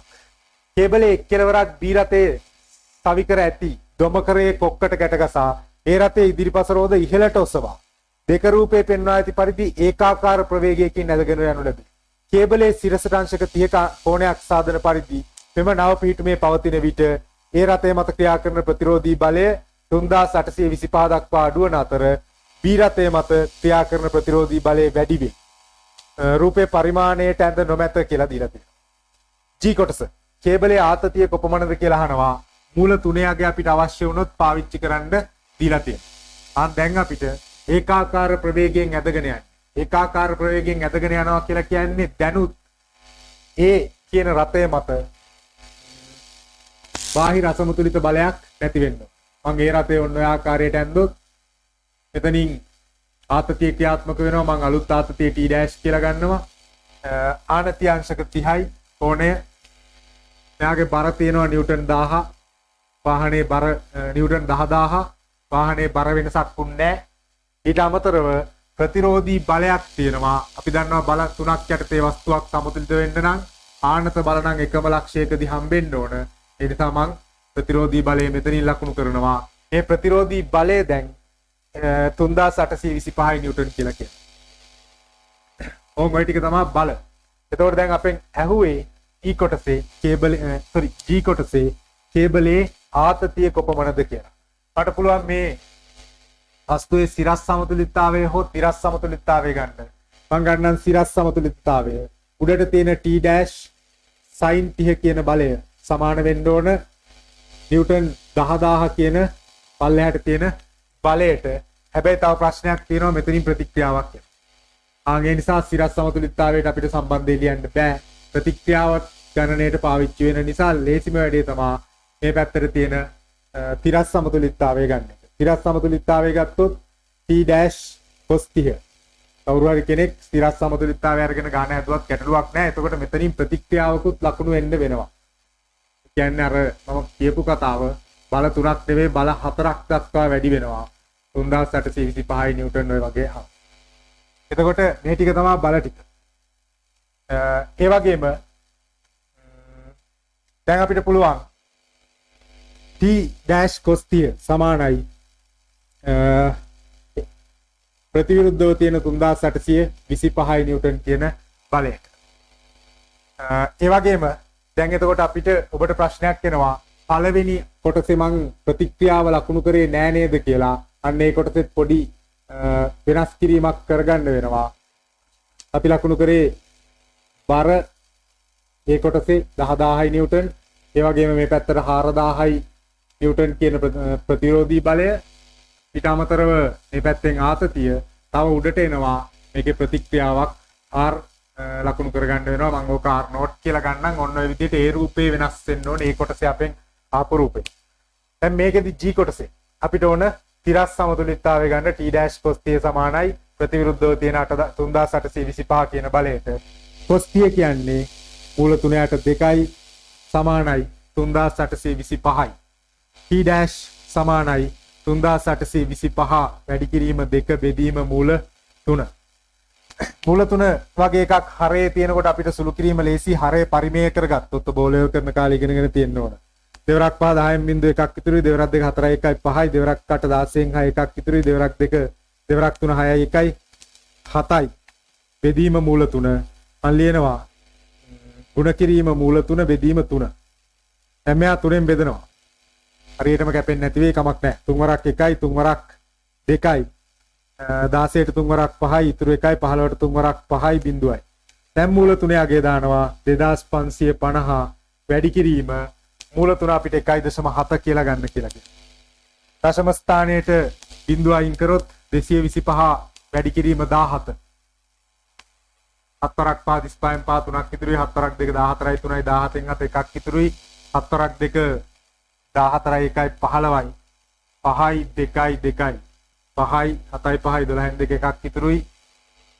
5යි 2යි 7යි 1යි 8යි 1යි 2යි 3යි 3825යි කියලා එනවා. එතකොට ආතතිය අදාළ ආතතියගේ 3825යි කියලා එනවා. t dash ඔය විදිහට. ඔය තමයි G කොටසේ උත්තරේ. ඊළඟට H කොටස. B රතේ පෙරලීමකට බඳුන් නොවන බව පෙන්වන්න කියලා කියනවා. B රතය පෙරලීමට බඳුන් නොවන බව පෙන්වන්න කියලා කියනවා. අදාළ දුරවල් දෙක රූපේ සලකුණු කොට ඇත. B රතේ බරේ ක්‍රියාව සහ එහි රෝධ අතර B රතේ පරෙහි ක්‍රියා රේඛාවෙහි රෝධ අතර හරිමැදින් ක්‍රියා කරන බව උපකල්පනය කරන්න. එතකොට B රතය පෙරලෙන්න නම් අවශ්‍යතාවය තමයි ඒ ඉස්සරහා රෝධ දෙකෙන් ඉස්සෙන්න ඕන. ඔය උස්සනකොට. ඒ කියන්නේ B රතේ පෙරලීම සඳහා මෙතන B රතේ රෝධ විදියට තියෙනකොට මෙතන ප්‍රතික්‍රියාව බිඳුවක් වෙන්න ඕන. පෙරලීමට ආරම්භ වෙන්න. එහෙනම් අපි බලමු ඔය ප්‍රතික්‍රියාව බිඳුව වෙන වෙලාවේ මේ තන්තුවේ ආතතිය කීයද කියන එක. ඒකට බල ටික පැහැදිලිව ලකුණු කරගන්න වෙනවා. ඔය B රතේ බර නිව්ටන් ස්කන්ධයේ කිලෝග්‍රෑම් වලින් අපිට දීලා තිබ්බා පළවෙනි කොටසෙදිම. B රතේ ස්කන්ධයේ kilogram 3000යි. ඒ කියන්නේ බර නිව්ටන් 30000යි. මෙතනින් ප්‍රතික්‍රියාවක් එනවා අනිවාර්යයෙන්ම. මොකද පෙරළුණත් නැතත් මෙයා ඉස්සුණත් නැතත් මෙතනින් ප්‍රතික්‍රියාවක් එනවා. මම ওই ප්‍රතික්‍රියාව R1 කියලා ලකුණු කරගන්නවා. ඊළඟට ඔය දොඹකර කොටසෙන් එල්ල වෙනවා මෙන්න මේ වගේ තියෙන දොඹකර කොටසෙන් ආතතිය බලපෑමක් තියෙනවා. ඒතර ආතතිය බලපෑම ඕනේ විදිහට ගත්තොත් එහෙම අපි දන්නවා මේ කෝණයේ අංශක 30යි. ඔය බල ටික තමයි ඔය පද්ධතිය මත තියෙන්නේ. එහෙනම් මං ගූර්ණ ගන්නවා. ගූර්ණ ගන්නකොට අපිට ඕන දිගවල් උපසටහනේ ලකුණු කරලා දීලා තියෙනවා. එතකොට මේ ඕලක්ෂය වටා ගූර්ණ ගමු. එතකොට ඕලක්ෂය වටා ගූර්ණ ගන්නකොට ගණනයට R එක අදාළ වෙන්නේ නැහැ. එහෙනම් මං මේ පැත්තට ඇති වෙන ගූර්ණය කියනවා T dash. T dash වැඩි කරන්න ඕන T dash ගේ ක්‍රියා රේඛාවට මේ ලක්ෂයේ ඉඳලා තියෙන ලම්බ දුර. ඒතකොට ක්‍රියා රේඛාවට තියෙන ලම්බ දුර හොයනකොට මෙන්න මේ දුර තමයි ලම්බ. මම ඔය දුර A කියලා ලකුණු කරනවා. T dash A කියන ගූර්ණය මේ පැත්තට ක්‍රියාත්මක වෙනවා. ඔය ගූර්ණය විතරයි අනිත් පැත්තට එනවා 30000 වැඩි කිරීම.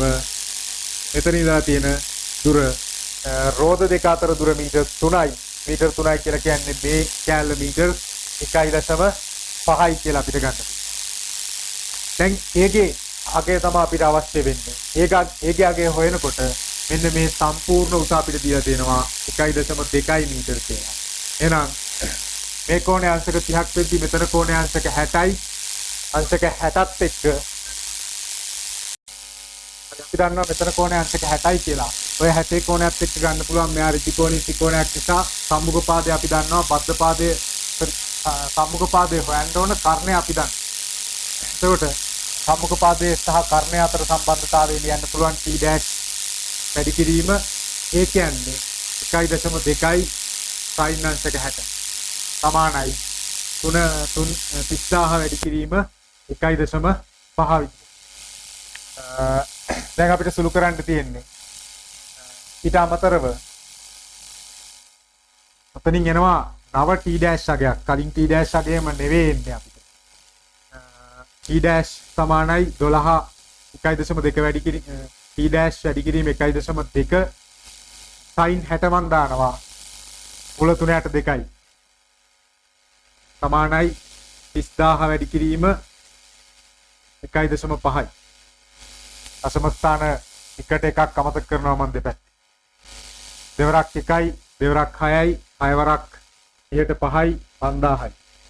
T dash එනවා 5000 15න් වැඩි කරපුවාම 15 සරක් 75යි 75000 බෙදීම මූල 3.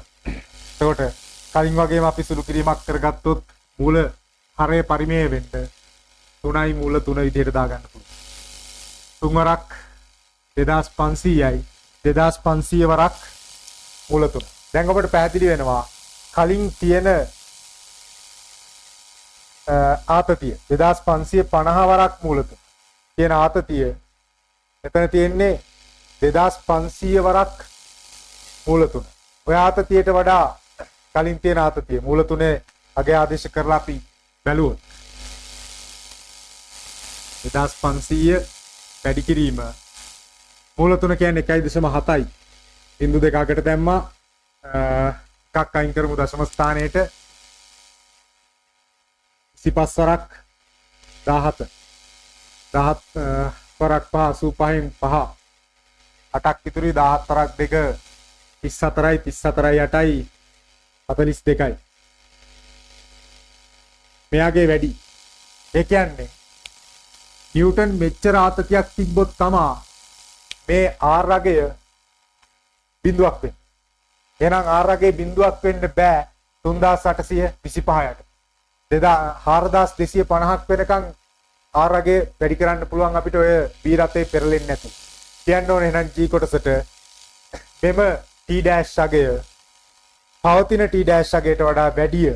එම නිසා රතය පෙරලීමට බඳුන් නොවේ. රතේ පෙරලීමට බඳුන් නොවේ. ඔය තමයි H කොටසේ උත්තරය.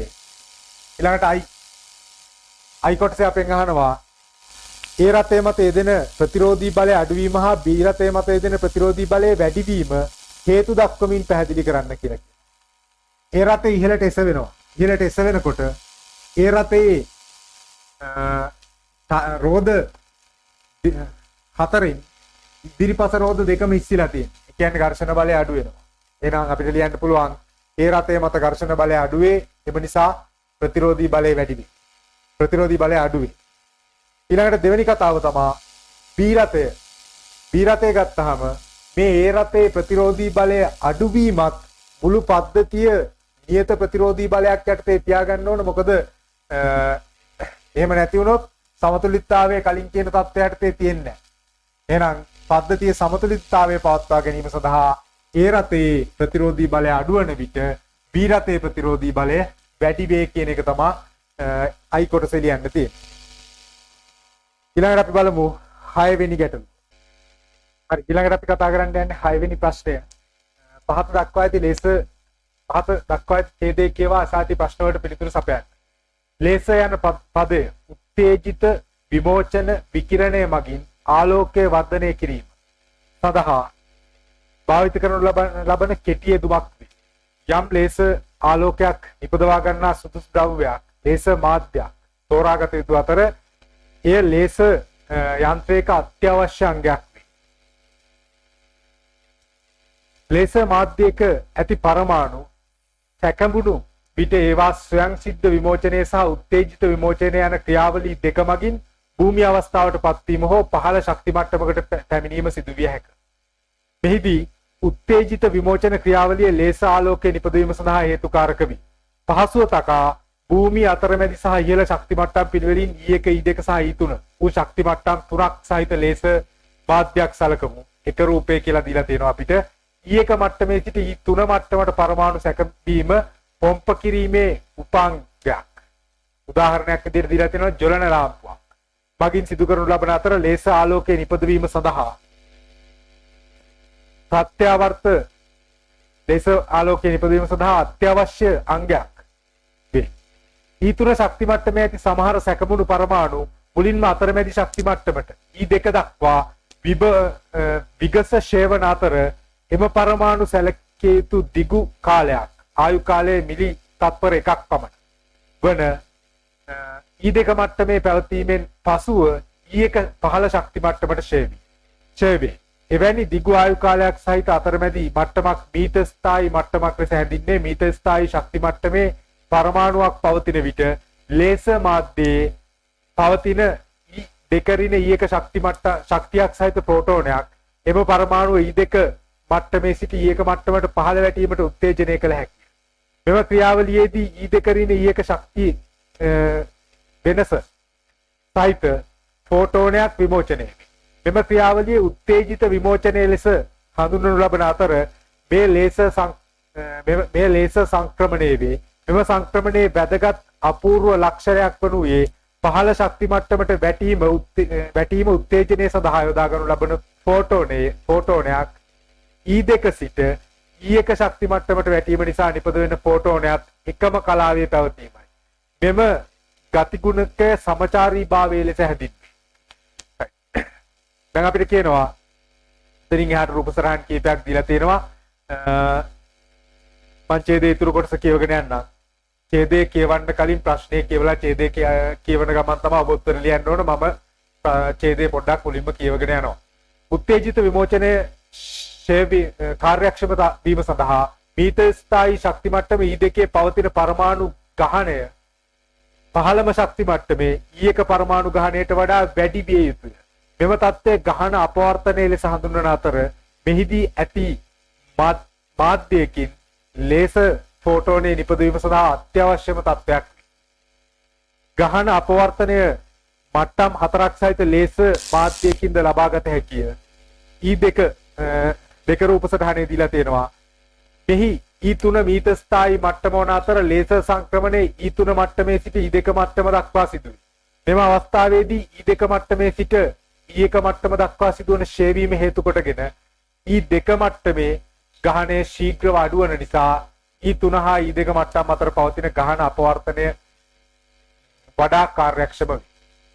ලේසර් යන්ත්‍රයකින් ප්‍රයෝජනවත් ලෙස ලේසර් කිරණ කදම්බයක් පිටතට ගැනීම සඳහා ලේසර් මාධ්‍යයක් තුළ නිපදවන ලේසර් ෆෝටෝන සංඛ්‍යාව ශීඝ්‍රව වැඩි කරගත යුතුය. මෙය අනුනාදයක් භාවිතයෙන් සිදු කරනු ලැබේ. මෙහිදී නිපදවෙන ලේසර් ෆෝටෝනවල චලනය ලේසර් මාධ්‍යයක් තුළටම සීමා කිරීම මගින් උත්තේජනය විමෝචනය වර්ධනය කර ගනු ලැබේ. මෙම ක්‍රියාවලිය සඳහා ලේසර් මාධ්‍යයේ දෙකලවර සවිකරන ලද ඉහළ පරාවර්තන හැකියාවක් සහිත දර්පණ මගින් සිදුවන ලේසර් තරංගවල පරාවර්තනය උපයෝගී කරගනු ලැබේ.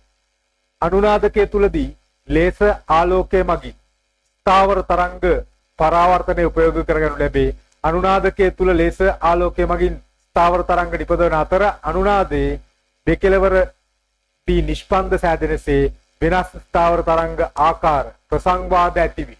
මේ අනුව අනුනාදකයේද ලේසර් යන්ත්‍රයකින් නිපදවීම සඳහා අත්‍යවශ්‍ය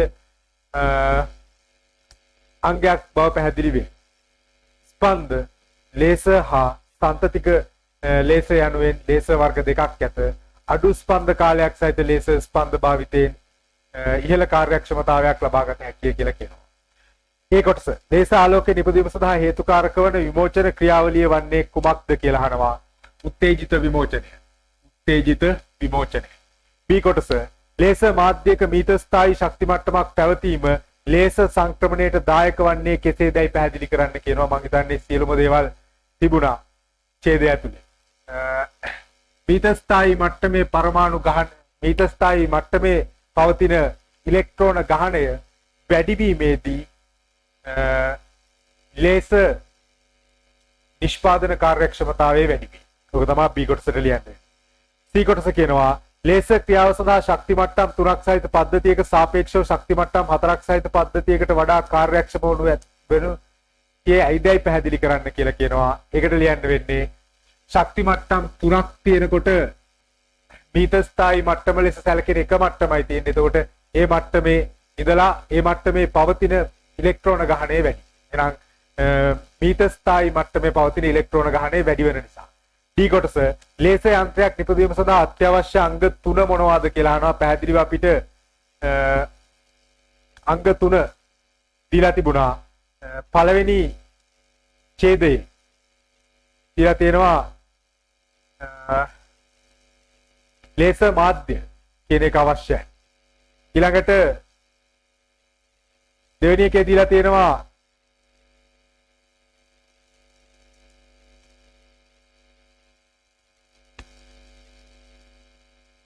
ලේසර් මාධ්‍යයක් අවශ්‍යයි. ඒ වගේම පොම්ප කිරීමේ උපාංගයක් අවශ්‍යයි. අවසාන ඡේදය අපිට හම්බුණා ලේසර් කදම්බයක් පිටතට ගැනීම සඳහා තවත් අවශ්‍ය වෙනවා පරාවර්තකයක්. පරාවර්තක හැකියාවක් තියෙන උපකරණයක් අවශ්‍ය වෙනවා. ඒ නිසා ලේසර් මාධ්‍යයක්, පොම්පකයක් සහ පරාවර්තකයක් කියලා අංග 3කින් සමන්විත වෙනවා. ඡේදය ඇතුලේ අවශ්‍ය උත්තර තියෙනවා අපිට ලබා ගන්න පුළුවන්. ඔය තමයි C කොටස. ඊළඟට D කොටස කියනවා D කොටස. දැන් E කොටස සාමාන්‍ය ආලෝක කදම්බයකට සාපේක්ෂව ලේසර් කදම්බයක් සතු සුවිශේෂී ගුණ 3ක් දක්වන්න කියලා කියනවා. පළවෙනි දේ තමයි ලේසර් කදම්බයක් එකම කලාවේ තියෙන ෆෝටෝන වලින් සමන්විත වෙන්නේ. දෙවෙනි එක තමයි ලේසර් කදම්බයක් විශාල දුරක් දක්වා ගමන් කරන්න පුළුවන් හැකියාවක් තියෙනවා. එයාට එකම කලාවේ තියෙන සමචාරී හැකියාව නිසා. තුන්වෙනි එක තමයි ලේසර් කදම්බයක ශක්තිය සාමාන්‍ය ආලෝකයේ ශක්තියට වඩා වැඩි. ඔය වගේ හේතු තුනක් ලියුවහම ප්‍රමාණවත්. ඊළඟට F කොටස කියනවා ලේසර් යන්ත්‍රයක කිනම් කොටස මගින් ලේසර් ආලෝකයේ වර්ණය නිර්ණය කරනු ලැබේද කියලා අහනවා මාධ්‍ය මගින්. හේතුව අපි දන්නවා ආලෝකයේ වර්ණය තීරණය කරන්නේ ශක්තිය සංඛ්‍යාත. ආලෝකයේ වර්ණය මගින් තමයි සංඛ්‍යාතය මගින් තමයි වර්ණය තීරණය. එතකොට සංඛ්‍යාතය කියලා කියන්නේ විද්‍යුත් චුම්බක තරංගයක ශක්තිය තීරණය වෙන සාධකය. ඒ නිසා ශක්තිය තීරණය කරන්නේ ලේසර් මාධ්‍යයෙන්. ලේසර් මාධ්‍යයෙන් තමයි එහෙනම් එයාගේ වර්ණය තීරණය කරන්නේ. ඒ නිසා F කොටසට උත්තරේ විදිහට ලියන්න වෙන්නේ ලේසර් මාධ්‍ය. මම ඔක්කොම ලියන්නේ නැහැ. ඔබට පැහැදිලිව ලියන්න පුළුවන්. G කොටස මට්ටම් 3ක් සහිත පද්ධතියක E2 E2 2.2 ඉලෙක්ට්‍රෝන වෝල්ට් වේ. ඉපදුණු ලබන ලේසර් ආලෝකයේ තරංග ආයාමය ගණනය කරන්න රික්තය තුල ආලෝකයේ වේගය දීලා තියෙනවා. ප්ලාන්ක් නියතයක් දීලා තියෙනවා. අපිට ඉලෙක්ට්‍රෝන වෝල්ට් එකක් කියන්නේ 1.6 වැඩි කිරීම 10 ජූල් කියලා ගන්නත් දීලා තියෙනවා. එහෙනම් G කොටසට අපි දන්නවා E2 E1 කියන ශක්ති වෙනස තමා ෆෝටෝනයක් විදිහට HF ශක්තියක් විදිහට පිට වෙන්නේ. සංඛ්‍යාතයට V සමානයි F ලැම්ඩා දැම්මොත් V කියන්නේ රික්ත ආලෝකයේ වේගය C සමානයි F ලැම්ඩා. ඔතනින් අපිට ලැම්ඩා උක්ත කරගන්න පුළුවන්. සෝරි f උක්ත කරගන්න පුළුවන් c බෙදීම ලැම්ඩා. එහෙනම් අපි දැන් තියෙන ආදේශ කිරීමක්. f වෙනුවට පාවිච්චි කරනවා c බෙදීම ලැම්ඩා. c බෙදීම ලැම්ඩා දාපුවාම වෙනවා e2 ඍණ e1 කියන්නේ ශක්ති මට්ටම් වෙනස. ශක්ති මට්ටම් දෙකේ ශක්ති වෙනස අපිට ගානේ දීලා තිබුණා ඉලෙක්ට්‍රෝන වෝල්ට් 2.2. එහෙනම් 2.2 වැඩි කිරීම ඉලෙක්ට්‍රෝන වෝල්ට් එකක් කියන්නේ ජූල් 1.6 වැඩි කිරීම 10 ඍණ 19ක්. ඒ නිසා 1.6 වැඩි කිරීම 10 ඍණ 19. h කියන්නේ ප්ලාන්ක් නියතය. ප්ලාන්ක් නියතයගේ 6.6 වැඩි කිරීම 10 ඍණ 34. f වෙනුවට දානවා මම c බෙදීම ලැම්ඩා. c කියලා කියන්නේ ආලෝකයේ වේගයේ රික්තයේදී 3 වැඩි කිරීම 10 8 වෙනි බලය බෙදීම ලැම්ඩා තමයි අපෙන් අහන්නේ. ඔතනින් ලැම්ඩා උක්ත කරගන්න පුළුවන්.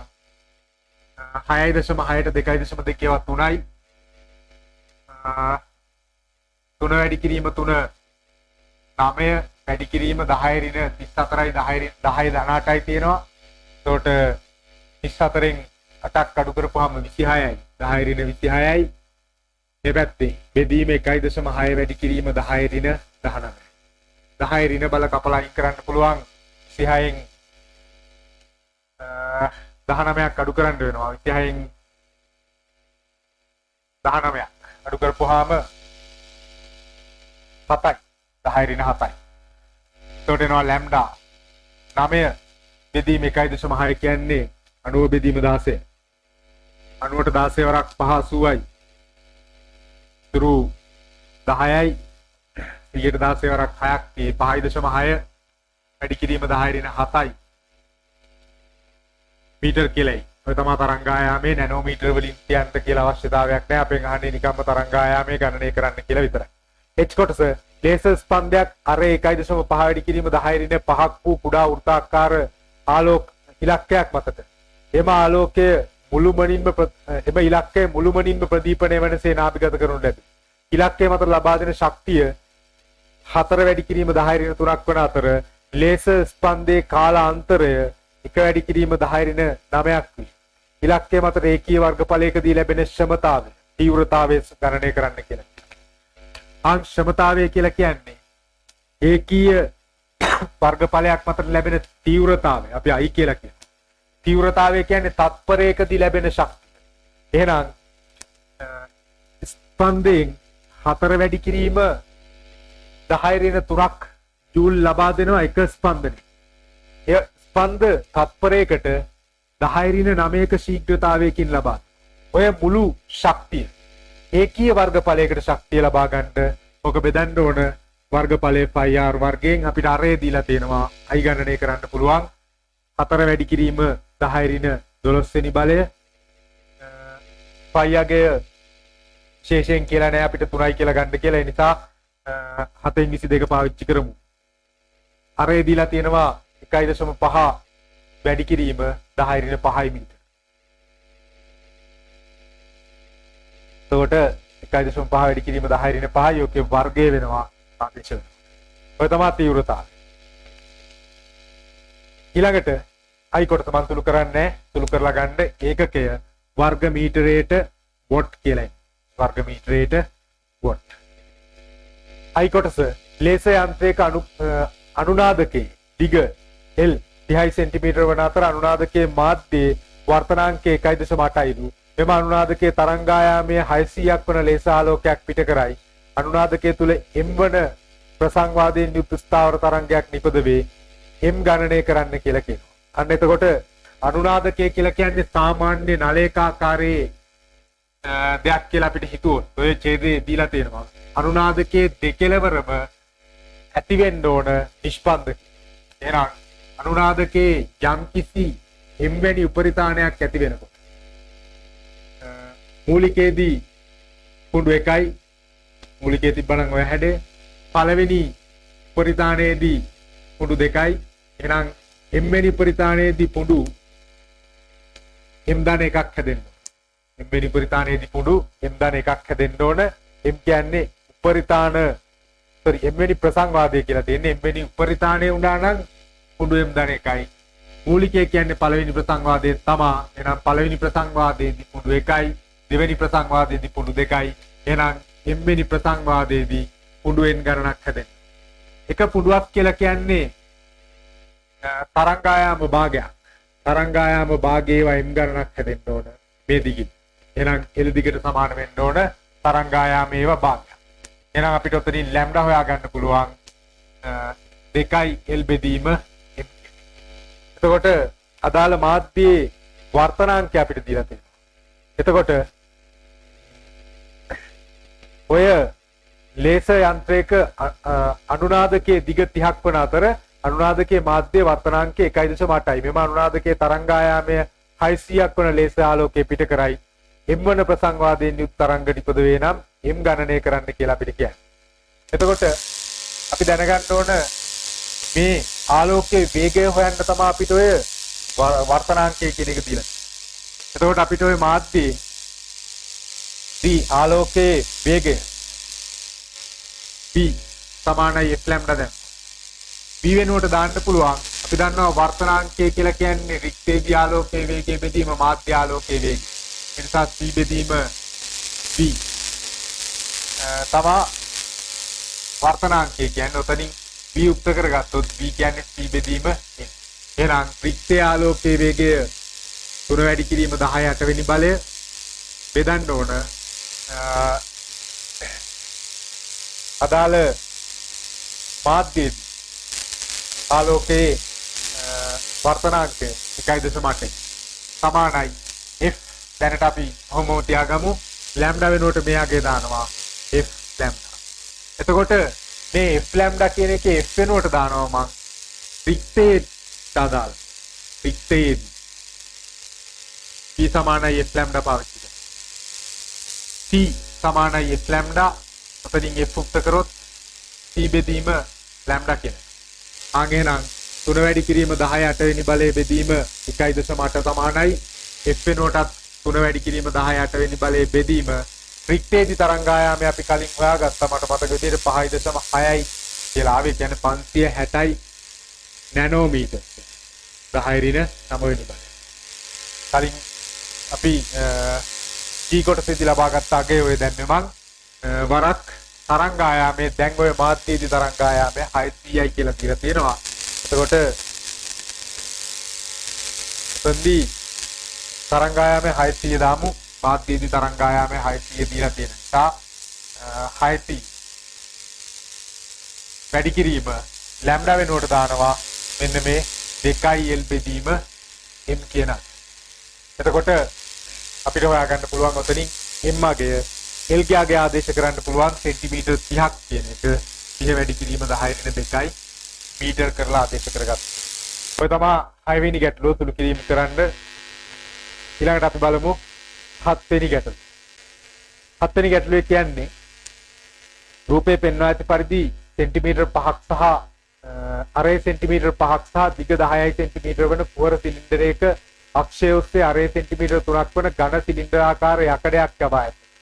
කුහර සිලින්ඩරයේ පැති දෙක හරහා දණ්ඩ යවා ඇත්තේ දණ්ඩ වටා යන ඝර්ෂණයෙන් තොර තෙල් ඇවුරුම් ඔයිල් සීල් භාවිත කිරීම. ඝර්ෂණයෙන් තොර තෙල් ඇවුරුම් සඳහා තරලයේ කාන්දු නොවන බව උපකල්පනය කරන්න. දෙක රූපේ පෙන්වා ඇති පරිදි F සිසිලන පංකාවක් කුහර සිලින්ඩරයේ එක් පැතලි පෘෂ්ඨයකට සම්බන්ධ කොට ඇත. කුහර සිලින්ඩරය හා දණ්ඩ අතර ඇති හිස් අවකාශයේ දුෂ්ටාවී තරලයකින් පුරවා ඇත. දුෂ්ටාවී තරලය නොමැතිව දණ්ඩ තම අක්ෂය වටා භ්‍රමණය වන විට කුහර සිලින්ඩරයේ භ්‍රමණය නොවී දණ්ඩ තෙල් ඇවුරුම් මත ස්පර්ශ වෙමින් පවතී. ගණනය කිරීම සඳහා pi සමානයි 3යි කියලා යොදා ගන්න කියලා කියනවා. දණ්ඩ මිනිත්තුවට පරිභ්‍රමණ 6000ක ශීඝ්‍රතාවයකින් කරකවන විට දණ්ඩේ වක්‍ර පෘෂ්ඨය හා ස්පර්ශ වන තරල ස්තරයේ ස්පර්ශීය ප්‍රවේගය අපෙන් අහනවා. අන්න අපිට RPM වගේ දීලා මිනිත්තුවට පරිභ්‍රමණ ගාන දීලා ස්පර්ශීය වේගය අහනවා. අපි දන්නවා RPM වගේ 60න් බෙදුවොත් RPS අගයට සමානයි. ඔය RPS අගය සංඛ්‍යාතයට සමානයි. සංඛ්‍යාතයේ කැඩට ඊට සමානයි. T කියන්නේ 2pi බෙදීම ඔමෙගා නිසා ඔමෙගා බෙදීම 2pi ට සමානයි. එහෙමත් නැත්නම් 2pi r බෙදීම b කියන අගය සමාන වෙනවා T ට. ඒ නිසා V බෙදීම 2πr කියලා ගන්න. ඔය සම්බන්ධතාවය මතක තියාගන්න වෙනවා. මෙන්න මෙයයි අතර සම්බන්ධය අපි පාවිච්චි කරමු. එහෙනම් rpm අගය 6000යි බෙදීම 60 සමාන වෙන්න ඕන V බෙදීම 2π වෙනුවට 3 දානවා. R කියන්නේ අරය ඔකේ අපිට දීලා තිබ්බා.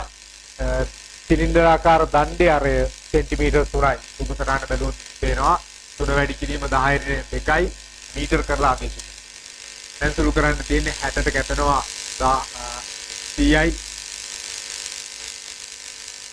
10/2 මේට ඇවිල්ලා ගුණ වුණාම මෙයත් එක කැපිලා යනවා 3 වරක් 3 9 වරක් 2 18යි ms ඍණ 1 කියලා එනවා. ඔය තමයි වේගය. ඒ කොටසේ රෝම ඉලක්කම් 1 7 වෙනි යට. රෝම ඉලක්කම් දෙකේ කියනවා මෙම අවස්ථාවේදී පංකාව මිනිත්තුවට පරිභ්‍රමණ 3000ක ශීඝ්‍රතාවයකින් කැරකේ. සිලින්ඩරයේ දණ්ඩට වඩා සෙමින් කරකවෙන්නේ ඇයිදයි පහදා දෙන්න කියලා කියනවා. එම තරල ස්තරයට තිබිය හැකි අවම ස්පර්ශීය වේගය සොයන්න කියලා කියනවා. එතකොට සිලින්ඩර ආකාර දණ්ඩට වඩා සෙමින් කරකෙන්නේ ඇයි කියලා අපෙන් අහනවා සිලින්ඩර්. එතකොට මෙම අවස්ථාවේ පංකාව මිනිත්තුවට පරිභ්‍රමණ 3000ක ශීඝ්‍රතාවයකින් කරකනවා කියලා කියනවා. එතකොට අපිට ගානේ බලන්න පංකාව සම්බන්ධ කරලා තියෙන්නේ ඉතිලෙන පංකාවක් කුහර සිලින්ඩරයේ එක් පැතලි පෘෂ්ඨයකට සම්බන්ධ කරලා තියෙන්නේ. කියන්නේ පිටින් තියෙන පැතලි පෘෂ්ඨයක. මෙන්න මේ ආකාරයට. දැන් අපි හෙව්වේ මෙන්න මේ මැද තියෙන නලේ මැද තියෙන සිලින්ඩරයේ වේගය තමයි අපි කලින් හොයාගත්තේ. දැන් පංකාව සම්බන්ධ කරලා තියෙන්නේ මේ පෘෂ්ඨයෙන්. ඒකට මෙන්න මේ සිලින්ඩර ආකාර කුහර සිලින්ඩර ආකාර පෘෂ්ඨය. එතකොට අපෙන් අහනවා දණ්ඩට වඩා සිලින්ඩරයේ සෙමෙන් කැරකෙන්නේ ඇයි කියලා අහනවා.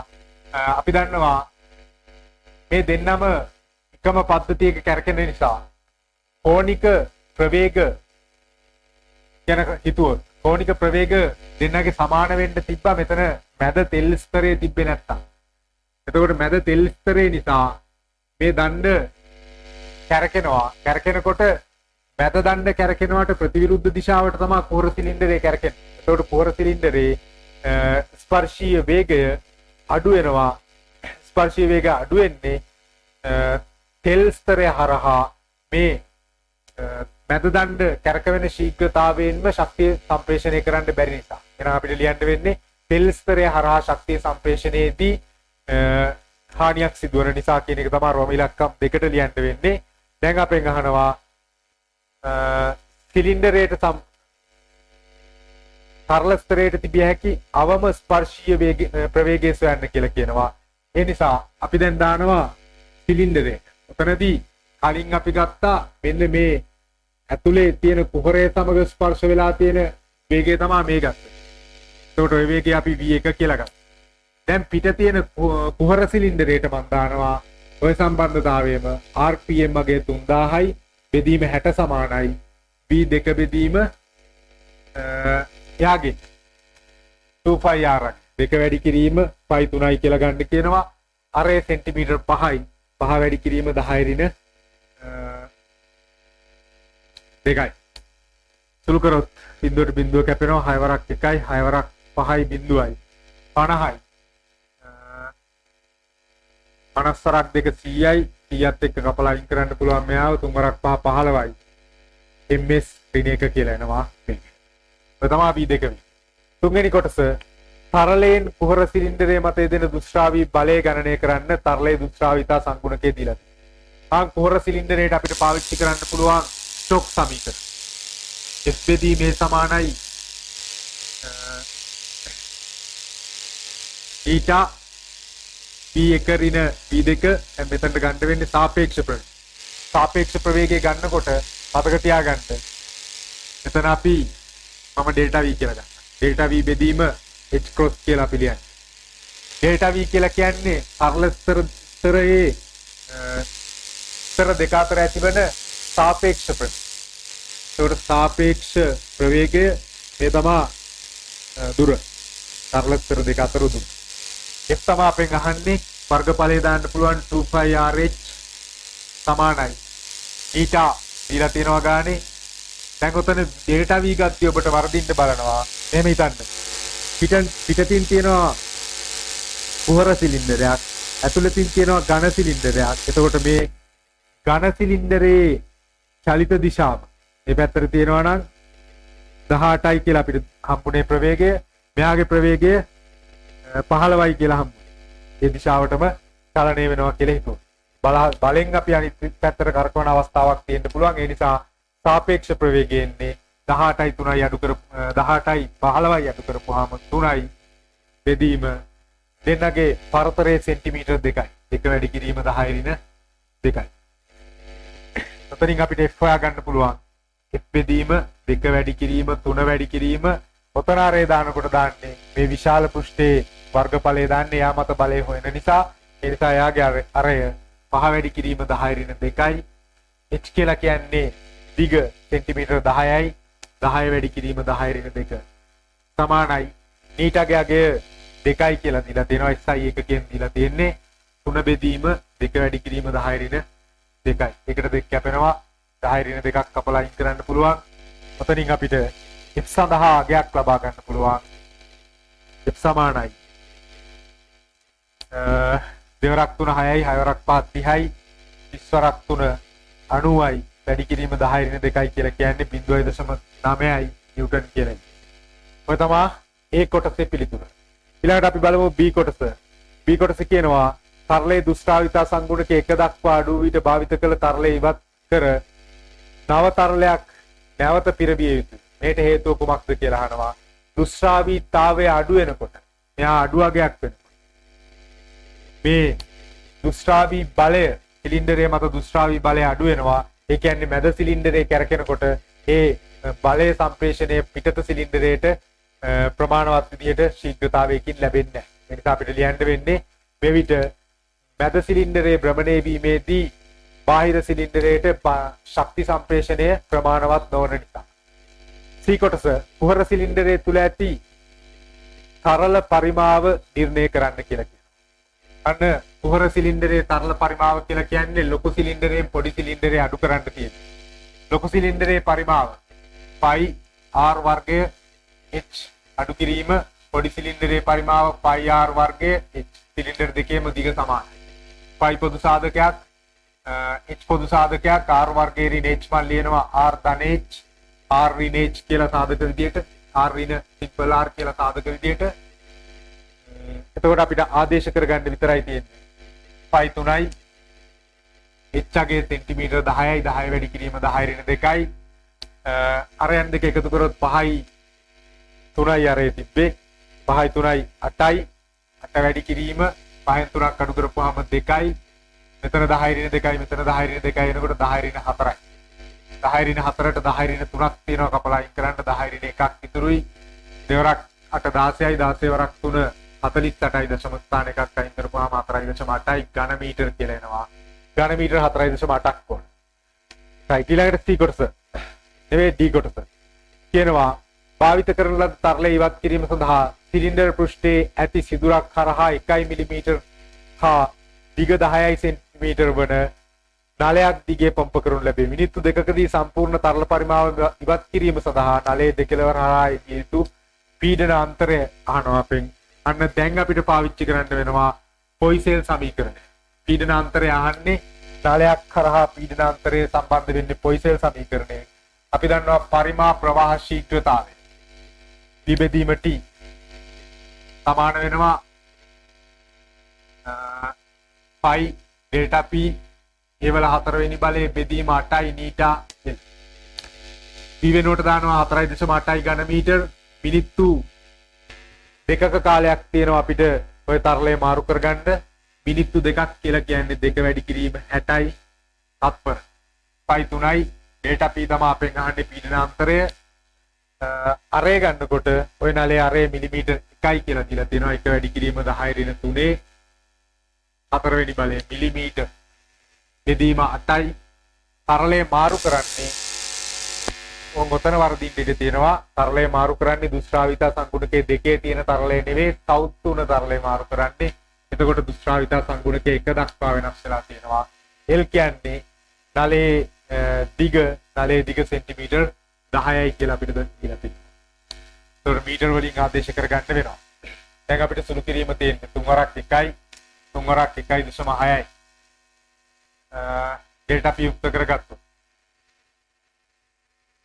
1.6 බෙදීම දෙවරක් 6120 වැඩි කිරීම 8 වැඩි කිරීම 10 ඍණ 2ට එකක් කැපිලා ගියාම 10 ඍණ 1යි.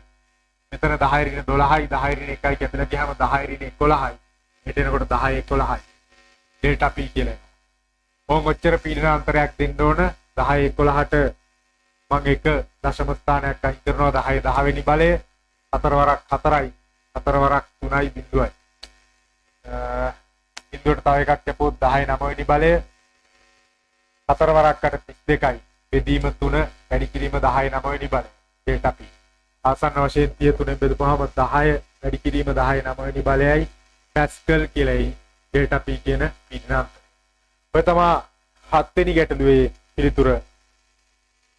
ඊළඟට අපි බලමු 8 වෙනි ගැටලුව කොහොමද කරන්නේ කියලා. 8 වෙනි ගැටලුව කිසියම් ප්‍රදේශයක සිටින ශුද්‍ර ජීවීන් හා අනෙකුත් රෝගකාරකයන් එම ප්‍රදේශයේ නිවත් කිරීම ජීවාණුහරණය ලෙස හැඳින්වේ. ශල්‍යාගාර ජීවාණුහරණය කිරීම සඳහා භාවිත කරනු ලබන නූතන ක්‍රමයක් වන්නේ ශල්‍යාගාරයේ ප්‍රතිවිරුද්ධ පසින් වූ බිත්ති මත සවි කරන ලද සන්නායක තහඩු දෙකක් අතර ප්‍රමාණවත් විශාලත්වයකින් විද්‍යුත් ක්ෂේත්‍රයක් තිබීම. සන්නායක තහඩු දෙක අතර එකිනෙකට මිලිමීටර් 3ක පරතරයක් සහිතව සිටින සර්ව සම ශුද්‍ර ජීවීන් දෙදෙනෙකු සලකා. එක් ශුද්‍ර ජීවියාගේ ආරෝපණය ඉලෙක්ට්‍රෝනික ආරෝපණය මෙන් දසදහස් ගුණයකට සමාන ලෙස ගන්න. ඔබගේ සියලු ගණනය කිරීම සඳහා ශුද්‍ර ජීවීන් දක්ෂාකාර අංශුන් ලෙස සැලකිය හැකියි.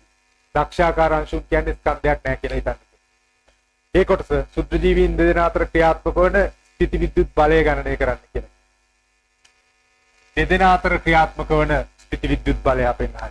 එතකොට දැන් අපිට ගාන කියන්නේ එන්න මේ ආකාරයට ශුද්‍ර ජීවීන් දෙදෙනෙක් ඉන්නවා. දෙන්නගෙම ඉලෙක්ට්‍රෝනික ආරෝපණය වගේ දසදහස් ගුණයකට සමාන ආරෝපණයක් තියෙනවා. මිලිමීටර් 3ක පරතරයකින් ඉන්නේ. එහෙනම් අපිට කෙලින්ම කූලෝම් නියමය පාවිච්චි කරන්න. මේ එක්කෙනෙක් මත ඇති වෙන බලය ගණනය කරන්න F සමානයි 1/4 එප්සයිලන් Q බෙදීම R වර්ගය පුරුදු විදිහටම ආදේශ කරනවා. F තමයි අපෙන් අහන්නේ 1/4 එප්සයිලන් අගේ දීලා තියෙනවා 9 වැඩි කිරීම 10 9 වෙනි බලය. ආරෝපණ දෙකේ ගුණිතය දානකොට ඉලෙක්ට්‍රෝනික ආරෝපණය වගේ දසදහස් ගුණයක් ඒ කියන්නේ 1.6 වැඩි කිරීම 10 ඍණ 9 10 ඍණ 19 වගේ 10000.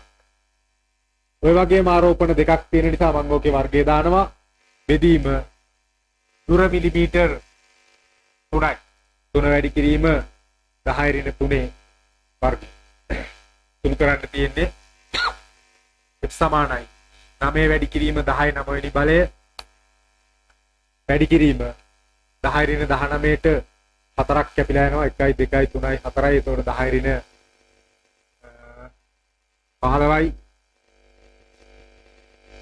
දැන් වර්ග කරොත් 16 වරක් 16 256යි දශම ස්ථාන දෙකක් අයින් වෙනවා. 10 ඍණ 15 වර්ග වෙනකොට 10 ඍණ 30ක් වෙනවා. බෙදීම 3 වර්ගයේ 9යි වැඩි කිරීම 10 ඍණ 3 වර්ග වෙනකොට 10 ඍණ 6ක් වෙනවා. 9ට 9 කපලා අයින් කරන්න පුළුවන්. 10 ඍණ 6 සුළු කරොත් 10 ඍණ 24යි 24න් 9ක් අඩු කරපුවාම 15යි. එක් සමානයි 2.5යි 6 වැඩි කිරීම 10 15යි නිව්ටන්. 10 ඍණ 15යි. ඔය තමයි ඇති වෙන බලය. B කොටස. දැන් එම තහඩු අතර 5 කිලෝවෝල්ට් සපල සරල ධාරා වෝල්ටීයතාවයක් සැපයීමකට සම්බන්ධ කරනු ලැබේ. තහඩු දෙක අතර පරතරය 5 මිලිමීටර් 5 මීටර් වේ. තහඩු දෙක අතර පවතින විද්‍යුත් ක්ෂේත්‍ර තීව්‍රතාවය සොයන්න. අපිට පුළුවන් විද්‍යුත් ක්ෂේත්‍ර තීව්‍රතාව කියලා කියන්නේ විභව අනුක්‍රමණය කියන සම්බන්ධතාවය පාවිච්චි කරන්න. විද්‍යුත් ක්ෂේත්‍ර තීව්‍රතාවය කියන්නේ විභව අනුක්‍රමණයේ විභවාන්තරයේ බෙදීම පරතරය. විභවාන්තරයේ කිලෝවෝල්ට් 5යි. 5 වැඩි කිරීම 10 3යි වෝල්ට්. බෙදීම D කියන්නේ පරතරය තහඩු දෙක අතර පරතරය මීටර් 5යි කියලා දීලා තියෙනවා. එතකොට 10 3යි කූලෝම් නිව්ටන් කූලෝම් තීරණය තමා විද්‍යුත් ක්ෂේත්‍ර තීව්‍රතාවයේ එකයි එක. B කොටසේ රෝම ඉලක්කම් 1 ඉවරයි. දැන් අහන්නේ දෙවෙනි කොටස. දෙවෙනි කොටස කියනවා එම විද්‍යුත් ක්ෂේත්‍රයේ නිසා එක් ක්ෂුද්‍ර ජීවියෙකු මත ක්‍රියාත්මක වන විද්‍යුත් බලය ගණනය කරන්නලු අපිට දැන් පුළුවන් F සමානයි QE පාවිච්චි කරන්න. Q කියලා කියන්නේ මේ එක්කෙනෙක්ගේ තියෙන ආරෝපණය 1.6 වැඩි කිරීම 10 ඍණ 19 වෙනි බලයේ වරක් 10 4ක් 10000 ගුණයක් තියෙනවා ඉලෙක්ට්‍රෝන එක ආරෝපණය වගේ. විද්‍යුත් ක්ෂේත්‍රයේ විශාලත්වය 10 3න් වැඩි වෙන්න ඕන. 1.6 වැඩි කිරීම 10 ඍණ 7ක් වෙනවා. එතකොට 19න් 7ක් අඩු කරපුවාම 10 ඍණ 12යි. තමයි එක ශුද්ධ ජීවියෙක් මත ඇතිවන බලය. තුන්වෙනි කොටස. ඉහත A කොටසින් ගණනය කරන ලද බලය හා B2 ගණනය කරන ලද බලය සංසන්දනය කොට ඒ පිළිබඳව අදහස් දක්වන්න කියලා. A කොටසේ බලය 10 ඍණ 15 වෙනි බලය. මෙයා 10 ඍණ 12 වෙනි බලය. එහෙනම් මෙයා වගේ දහස් ගුණයක් වෙනවා. ඒ නිසා ශුද්ධ ජීවීන් දෙදෙනා අතර ඇතිවන බලය විද්‍යුත් ක්ෂේත්‍රයේ මගින් ඇති කරන බලය සමග සැසඳීමේදී නොසැලකිය යුතු තරම් කුඩා වේ කියන එක තමයි ලියන්න වෙන්නේ. රෝම ඉලක්කම් 3ට අපි පිළිතුර විදිහට. ඊළඟට හතරවෙනි කොටස. ආරම්භයේදී එක් ශුද්ධ ජීවියෙකු ශල්‍යාගාරයේ හරිමැද වූ ලක්ෂයක නිශ්චල වැටයි උපකල්පනය කරන්න. ඒට තහඩුවක් වෙත ළඟා වීමට ගතවන කාලය ගණනය කරන්න ශුද්ධ ජීවියාගේ ස්කන්ධය දීලා තියෙනවා. ගුරුත්ව බලපෑම් නොසලකා හරින්න කියලා. ඔය කියන්නේ සමානයි මේ දාන්න. රෝම ඉලක්කම් 4. එතකොට මේ බලය වැඩක් නෑ අපිට කලින් ගණනය කරපු බලය. මේ බලය තමයි විශාල බලය. මේ බලය තමයි පාවිච්චි වෙන සම්ප්‍රයුක්ත බලය විදිහට අපිට ගන්න වෙන්නේ. රෝම ඉලක්කම් 4ට දාන්න පුළුවන් ශුද්ධ ජීවියාට සමානයි මේ බලය 1.6 වැඩි කිරීම 10 ඍණ 12 වෙනි බලය ස්කන්ධය දීලා තියෙනවා යාගේ 2 වැඩි කිරීම 10 ඍණ 14යි. ඍණ 14යි ස්කන්ධය ත්වරණය මේ කියලා ගන්න. දැන් අපිට තුරු කරන්න පුළුවන් දෙවරක් 1යි දෙවරක් 0.8යි 10 ඍණ 12ක් කපලා ඉන්න කරපුවාම 10 ඍණ 2යි 80ක තරණයක් යන්නේ. දැන් අපිට පුළුවන් ඔය තහඩු දෙක අතර පරතරය මීටර් 5යි. තහඩු දෙක අතර හරි මැද ඉන්නවා කියන්නේ මීටර් 2.5ක දුරින්. ඒ නිසා කාලය හොයන්න පුළුවන්. F සමානයි UT ධන භාගයයි AT වර්ගය.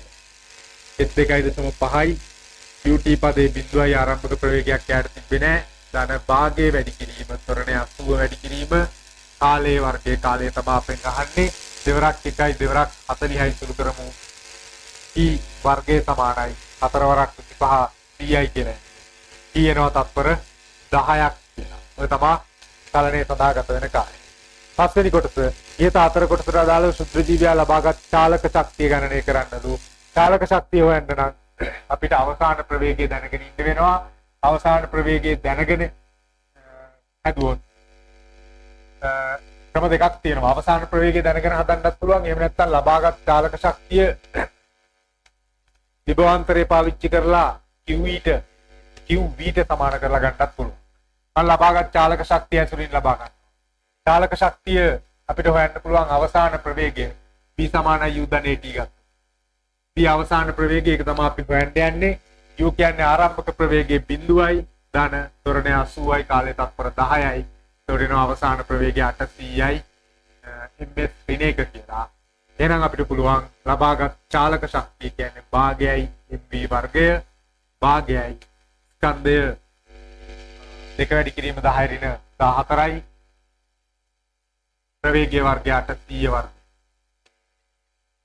ඒකට දෙක කැපිලා යනවා 800.4ට 10 ඍණ 14න් කැපුවොත් 10 ඍණ 10යි 8 වරක් 64යි වැඩි කිරීම 10 ඍණ 10යි ජූල් ඔය ප්‍රමාණවත්. ඊළඟට C කොටස. දැන් එතනින් එහාට ගැටලුව සම්බන්ධ වෙන්නේ චුම්බක ක්ෂේත්‍රයක් සමග චුම්බක ක්ෂේත්‍රයක් සම්බන්ධ වෙන නිසා C කොටස අපි වෙනම කතා කරමු. හරි දැන් බලමු C කොටස. C කොටස කියන්නේ සුදුසු චුම්බක ක්ෂේත්‍රයක් ලබා දීමෙන් ස්කන්ධය අණුව සුද්ධ ජීවීන් වෙන් කර ගැනීම සඳහා මෙම ක්‍රමය විකරණය කළ හැකියි. ස්කන්ධය M1 M2 M3 M1 විශාලම ස්කන්ධය M2 ඊළඟට M3 කුඩාම ස්කන්ධය වන ශුද්ධ ජීවීන් 3 දෙනෙකු තහඩු දෙක අතර හරිමැද සිරස්තලයක ඇති අවස්ථාවක් සලකන්න.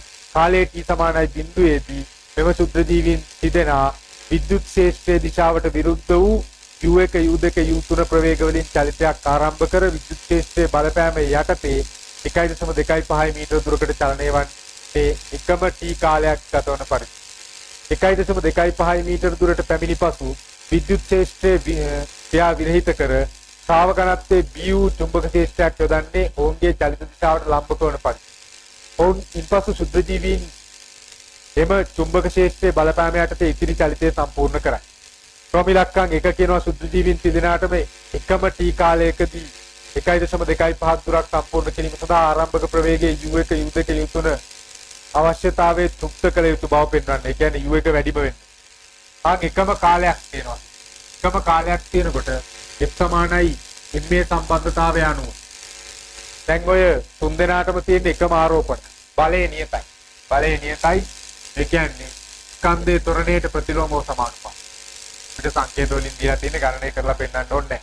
බලය නියතයි ස්කන්ධයේ ත්වරණයට ප්‍රතිලෝමව සමානුපාතිකයි. ඒ කියන්නේ ත්වරණය වැඩි වෙනවා ස්කන්ධය අඩු වෙනවා. එහෙනම් M1 M2 M3 කියන සම්බන්ධතාවය ඔහොම තියෙන නිසා අපිට ලියන්න පුළුවන් අවසාන ප්‍රවේගය නියත වීමට නම් අවසාන ප්‍රවේගය නියත වීමට නම් ඒ කියන්නේ වැඩිම ත්වරණයකින් යන්නේ මෙයා. ස්කන්ධය අඩුම එක්කනාගේ ත්වරණය වැඩි. මෙයා වැඩිම ත්වරණයකින් යන්නේ. ඒ කියන්නේ මෙයාගේ ප්‍රවේගය අඩුම වෙන්න ඕන. ඒ කියන්නේ U3 අඩුම U2 ඊළඟට U1 විය යුතුය කියන එක ලියුවහම ප්‍රමාණවත්. මේ තමයි T කොටසේ රෝම ඉලක්කම් 1. ඊළඟට දෙවෙනි කොටස කියනවා ස්කන්ධයේ M1 වූ ශුද්ධ ජීවියා වෘත්තාකාර පතේ ආරය R සඳහා ප්‍රකාශනයක් M1 U1 B සහ T ඇතුලින් උත්පන්න කරනවා. දැන් මේ විදිහට ඔය කොහොම හරි කරලා ශුද්ධ ජීවියා U1 ප්‍රවේගයකින් එයාට ආරෝපණයක් තියෙනවා යම්කිසි. ඒ ආරෝපණය අපි ගමු Q කියලා චුම්බක ක්ෂේත්‍රයට ඇතුළු වෙනවා. චුම්බක ක්ෂේත්‍රය ඔය සීමාවේ තියෙන්නේ කියලා හිතන්න. චුම්බක ක්ෂේත්‍රයේ පතය ඔය චුම්බක ක්ෂේත්‍රයේ දිශාව එයාගේ චලිත පතයට ප්‍රවේගයට ලම්බක දිශාවේ තියෙන මම හිතන්නම් ඇතුළට කියලා. එහෙනම් අපි දන්නවා මෙයා මත ඇති වෙන බලයේ දිශාව අපිට ගන්න පුළුවන් ෆ්ලෙමින්ගේ වමත් නීතියෙන් FBI බලයේ චුම්බක ක්ෂේත්‍රයේ ධාරාව. චුම්බක ක්ෂේත්‍රය ඇතුළට එයාට තියෙන ආරෝපණය ධන කියලා අපි ගත්තොත් ධාරාව මෙහෙට බලය උඩට. ඒ කියන්නේ මෙයා මෙන්න මේ වගේ වෘත්තාකාර මාර්ගයක ගමන් කරන්න පෙළඹෙනවා. ඕකේ අරේ තමයි අපිට ඕනේ. ඒ කියන්නේ කේන්ද්‍රාභිසාරී බලයේ විදිහට වැඩ කරන්නේ චුම්බක බලය. එහෙනම් කේන්ද්‍රයේ දිහාට F සමානයි MA දැම්මොත් කේන්ද්‍රයේ දිහාට තියෙන බලය BQV සමානයි M ඒ වෙනුවට දාන්න පුළුවන් කේන්ද්‍රාභිසාරී ත්වරණය B ඔමෙගා වර්ගය R එහෙම නැත්නම් B වර්ගයේ බෙදීම R. දැන් මෙතනදී අපිට ප්‍රවේගය සම්බන්ධ කරලා තියෙන නිසා B වර්ගයේ බෙදීම R පාවිච්චි කරනවා. එතකොට U1 දැන් අපිට සම්බන්ධ කරන්න කියන්නේ U1 කියන ප්‍රවේගයත් එක්ක. එතකොට ආරම්භක ප්‍රවේගයත් එක්ක සම්බන්ධ කරනකොට මෙතන අවසාන ප්‍රවේගයට සම්බන්ධතාවය ආදේශ කරගන්න වෙනවා. ඒක මම පස්සේ කරන්න ඉඩ තියලා BQ සමානයි B වර්ගයේ බෙදීම පතේ අරය R කියන එකට දැන් එනවා. මේ සමීකරණයේ පළවෙනි සමීකරණය කියලා ගන්න. දැන් බලන්න චලිත ආරම්භක කාලය. එහෙනම් ආරම්භයේ සිට චලිතය චුම්බක ක්ෂේත්‍රයේ යෙදීමට පෙර කාල සීමාව. චුම්බක ක්ෂේත්‍රයේ යෙදීමට පෙර අපිට පුළුවන් පෙර F සමානයි MA දැන් ඔය චුම්බක ක්ෂේත්‍රයේ යෙදීමට කලින් ඔය ශුද්ධ ජීවියාගේ ස්කන්ධය M1යි. ත්වරණය E කියලා ගත්තොත් බලය ගන්න පුළුවන් Q E කියලා. විද්‍යුත් ක්ෂේත්‍රය E. එතකොට විද්‍යුත් ක්ෂේත්‍රයේ බලපෑම යටතේ එයා චලනය වෙනවා මීටර 1.25ක දුරක්. උතනින් ත්වරණයට සම්බන්ධය ගන්න පුළුවන් Q E බෙදීම M1. දැන් මම අවසාන ප්‍රවේගය හොයනකොට p වර්ගය සමානයි u වර්ගයේ ධන 2 as පාවිච්චි කරනවා. p වර්ගය තමයි හොයන්න යන්නේ. u වර්ගය කියන්නේ u1 වර්ගය ධන 2 වැඩි කිරීම කරණය q e බෙදීම m s 1.25 මීටර.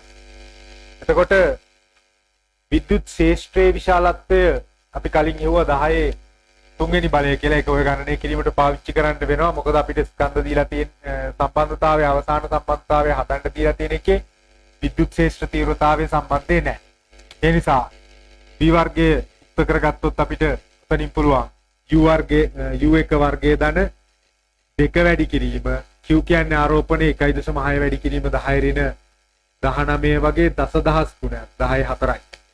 E කියන්නේ විද්‍යුත් ශේෂ්ත්‍රය. ඔබට මතක ඇති පළවෙනි කොටස B කොටසෙදි. අපි ඒවා විද්‍යුත් ශේෂ්ත්‍රය.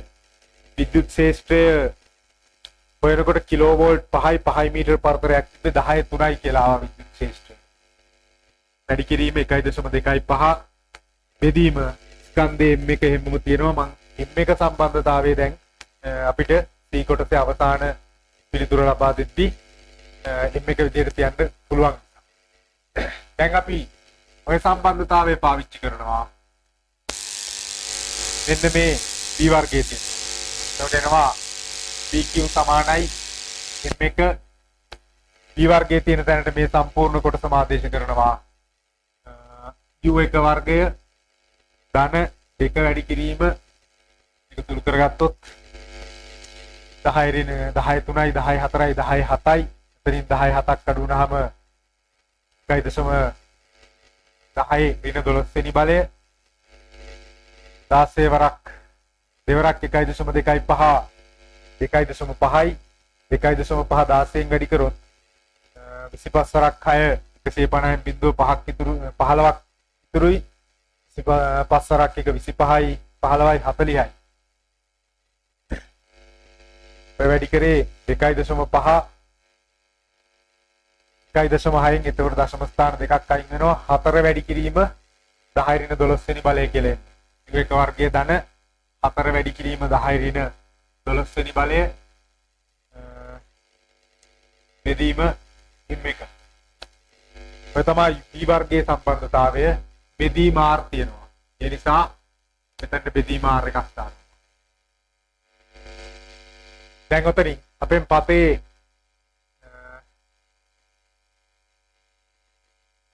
අරේ සඳහා ප්‍රකාශනයක් ලබා ගන්න කිව්වේ R1 සඳහා. නිසා මෙතන R1 කියලා ගමු. R1 උක්ත කරොත් m1 බෙදීම BQ U1 වර්ගය ධන 4 වැඩි කිරීම 10 ඍණ 12 වෙනි බලය බෙදීම m1. ඔය තමයි ලබා ගන්න තියෙන සම්බන්ධතාවය. උතෙන්දී අපිට simple t පාවිච්චි උන්නේ simple t කියලා කියන එක වෙනුවට අපි දීලා තිබ්බ දුරාදේශ කරපු නිසා ඒ simple t කියන අගය පාවිච්චි කරන්න අවශ්‍යතාවයක් ඇති වුණේ නැහැ. හරි. එහෙමනම් ඔය ප්‍රශ්නයත් එක්ක අද 10 වෙනි ප්‍රශ්න පත්‍රය සාකච්ඡා කරලා ඉවර වෙනවා. ඒ වගේම අලුත් පේපර් එකකින් 12 වෙනි පේපර් එකකින් හමු වෙමු. සමු ගන්නවා සියලු දෙනාටම